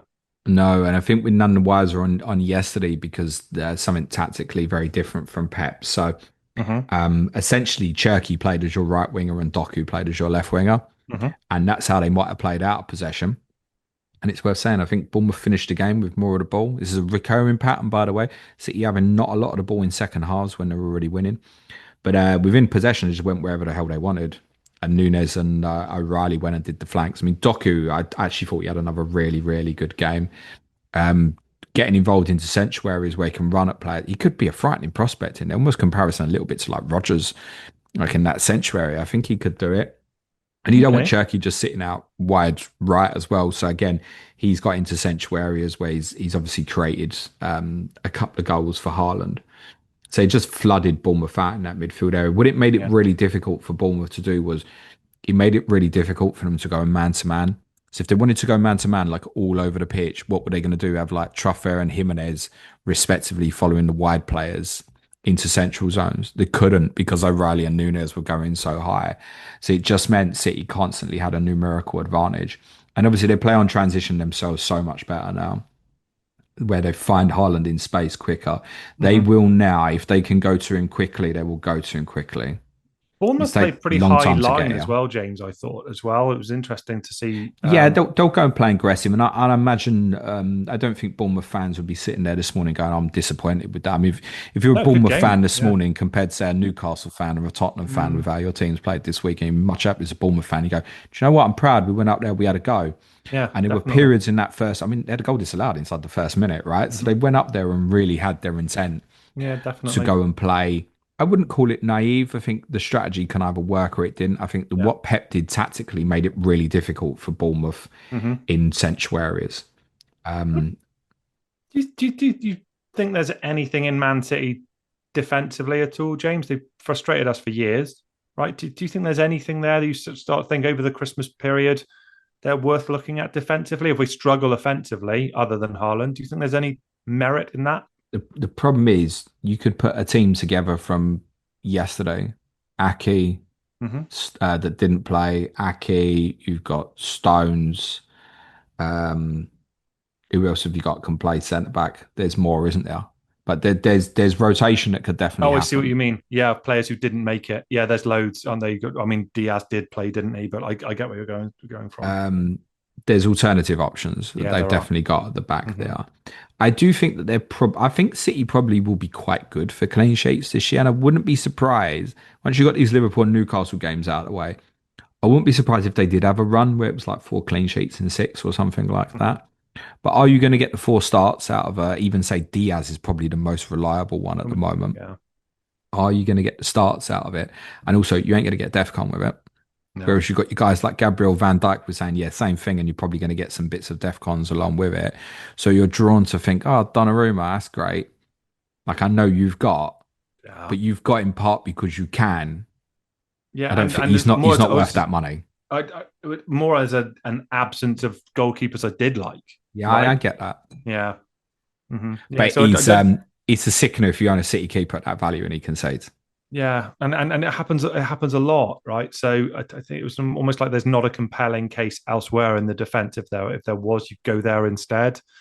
Bournemouth have been great, haven't they, James? Fun team to watch. Like you said, you mentioned the word proud there. I mean, that's been probably the overriding feeling there for their fans over the course of this season so far. Who do you like other than Semenyo in that team right now? Senesi's obviously had a great season. Hmm. I think he's one where people were on. Like I was saying to a lot of people, there was a lot of people asking me about selling him at the weekend. My big advice was like, if you bought him at like the 4.5, 4.6 range, you should not be getting rid of that at all. No. Because sit here in a couple of weeks, Anderson isn't better than him. And even in a defeat like yesterday, he's picking up 3 points.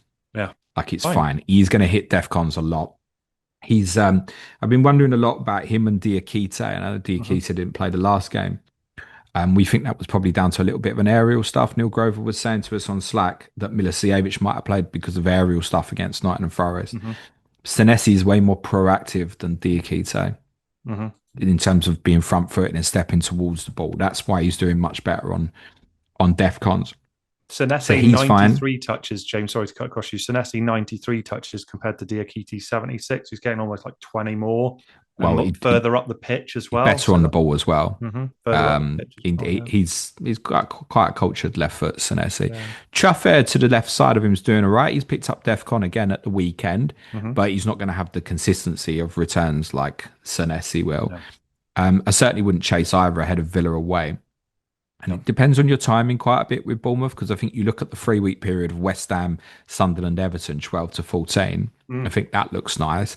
Then looking Chelsea and Manchester United after that doesn't look so nice. Then it looks really good again from like 17 for a couple of games. Then they walk into Chelsea again. So your timing is, I think, important. They've got easy fixtures and tough fixtures rather than something that's condensed together and kind of like average. So I think Semenyo's gold still. There's no reason to sell. He did take quite a heavy knock to the back, and I know he played through the game. That might be worth monitoring. Sometimes that can be an adrenaline thing. Might be worth monitoring this week. I think Jimenez, by the way, he picked up a knee injury yesterday, and I wouldn't be surprised if that's quite bad, even though he tried to carry on. And actually, he played a big role in City's third goal, where there was an overload that side, and you could tell he couldn't move properly. So there might be a change up at right back where Lewis Cook plays there quite a bit. Tyler Adams might also have picked up a problem towards the end of the game as well. So you might get quite a change Bournemouth team. Evan Nilsson's obviously back. He could come back in for Krupi as well. So definite no investment in Bournemouth this week. Look again the following week when there's a little bit more information before they play West Ham. But Semenyo's the one offensively. Senesi's the one defensively. Petrovic is on radar for me when I wild card, just in cover off a little bit at Senesi, and I'm not paying a huge amount for a goalkeeper. I don't really want to. No, agree. That wraps it up, mate. That's all the fixtures. Cheers, mate. Enjoyed that. Pleasure. Thank you. Me too. I always do. It's always nice to get your thoughts, mate, and your reflections, even when my team's won and your team hasn't, which is definitely not the norm when I join you. No, had I known it better, I would have got someone else on. Like I'm getting Arsenal fan on this week and Clash of Correspondence. I've not timed this well. No, fortunately, my team's playing tomorrow night, so I might be able to get it out of their system quite quickly. But Fingers crossed, this is why, guys, I keep screaming every week about you get rid of your Tottenham players. Like, it's not good. Variance is going to hit. Tottenham are performing like a bottom half team, not the team that's. No. It's so weird though and bizarre because even within that at the weekend, it's like we're still fifth afterwards. So you go, okay, it's a decent start. Although I would say with the fixtures we've had, that's roughly where we should be. But also bizarre statistic that before the weekend we were top scorers in the league. Like it's barely believable. So yeah, let's not do any more Tottenham. No more. Tottenham. Any questions we want to cover, Tom? I don't actually know. I know that you mentioned we did have one on throw-ins that you wanted to me and get into and specifically. Me and Clayton's covered it quite a bit in terms of the amount of direct football being played on the Clayton and James show last Tuesday. But FPL Keeper says, with all the talk on throw-ins and ball in play time, would be interested to hear your thoughts on why a rugby style timer isn't implemented. 80 minutes of ball in play, time stops when ball is dead, would stop time wasting, injury time arguments, plus fans get 80 minutes of actual football. You wouldn't get 80 minutes, but because you'd probably have the timer at 60 minutes, I imagine. Yeah, I mean, it wouldn't be 80 minutes. It wouldn't be. It's been a bugbear. I mean, grumpy old man these days about football, but the ball in play thing has irritated me for way longer than a kind of video referee and what have you, because I do feel like we get quite shortchanged in terms of actual action. I don't know whether or not that's the solution. I'm not in the business of adding more bureaucracy and kind of rules and methods of policing the game into it. I want to do the opposite, really. So I'd almost be like trusting the referee to have a bit more freedom to add time on, James, and do it that way. What do you reckon? Do you reckon there's anything in that type of? I think we need to start booking players who are taking corners and throw-ins. Yeah, okay. I've got a team at the moment who's absolutely taking the piss on long throws and taking the piss half the time when they're losing, by the way, and get the ball in play. All this wiping the ball down with towels and stuff and delaying and picking up second balls. Yeah, it's stuff. I mean, I give you a different example, and this really annoyed me at the weekend. So 25 minutes into the game at Tottenham on Saturday, we win a corner. Crowd's up, we've got a corner. Okay, fine. Which at the moment looks like about our best chance of trying to actually score a goal, right? Yeah. Vicario goes down, and it's like, oh no, I've seen Kinski play at Newcastle. I don't want to see this. But Kinski ain't warming up. And as soon as Vicario goes down, the whole team's getting waved over to Frank, right? It's intentional, right? Because you can't make the goalkeeper go off. Goalkeeper gets treatment, you can't make him go off. It's disgusting. Yeah, it's horrible. It's shit. And it actually, I'm not saying we'd have scored from the corner, highly unlikely not, but the crowd was involved in the moment of the game. And Frank's done this team talk, and fuck knows what he said to him because it got a lot worse after he spoke to him, right? So it didn't help. Let's stop all that shit. Let's call that out for what that is. I'm a Tottenham fan. Let's call that out. Tottenham were time wasting to try and do a tactical team talk. Yeah, that's manipulation, isn't it? Let's call it out. Yeah, I agree. And even something more kind of basic than that, that's manipulation. That's sort of clandestine, isn't it? But even like when you get one fullback going across to the other side of the pitch to then do it, like United do that, for example. Things like that really irritate me. I've talked to you about how, to me, football remains entertainment. This is not entertaining, what you've just described there. And I think that's the way the game's been heading for years. And this is just another example of commercialization and the lack of entertainment aspect to me. Corners. I'm not going to dig out Arsenal here because they're the best of it, right? But we know that they like to take their time. Again, we spoke about this last bit. They take their time over how long it actually before they deliver the corner. It's normally like 25, 30 seconds. Saka, we'll have all seen it. He's standing there over a corner and he takes ages. There's a very, very simple, and Tottenham are doing it now, particularly say with Kudos, the same, right? Like, it's taking ages. Come on. Get the ball in the box. It's a very simple fix for this. First one happens. The referee goes over afterwards, says, look, I see how long you've taken on that one. I'm telling you, if you're that long next time, I'm just going to book you. Yeah, I like it. Whole ground will see it. Whole ground will see referee go and speak to him, say, look, if you take this long again, I'm just going to book you next time. Done. Similar with the throw-ins and stuff. Right. Call it out. Wave to the crowd. Tell them, I'm speaking to this, but if you do this again, you're getting booked. Stop it. Yeah, so I agree with you. It's got to come down to more referee management. The problem with the timer is, that's great timer. Now we've got Saka standing over the corner flag for a minute because there's no reason to rush. Like the spectacle is about like the speed. And I understand why teams are doing this, by the way. It's a concentration element in terms of deception to the opponent, and also in many cases give yourself a breather. Time waste. This stuff with the goalkeeper now and the 8 seconds. Teams adapting and manipulating. So if we remove this sort of thing, by the way, it probably becomes something else. But we've got to get hotter in terms of booking players on time wasting is a quick way to stop it. I also think as well, in terms of the throw-in stuff, another thing in terms of Maresca did really interesting at the weekend was he left free up on a Tottenham long throw. Like it.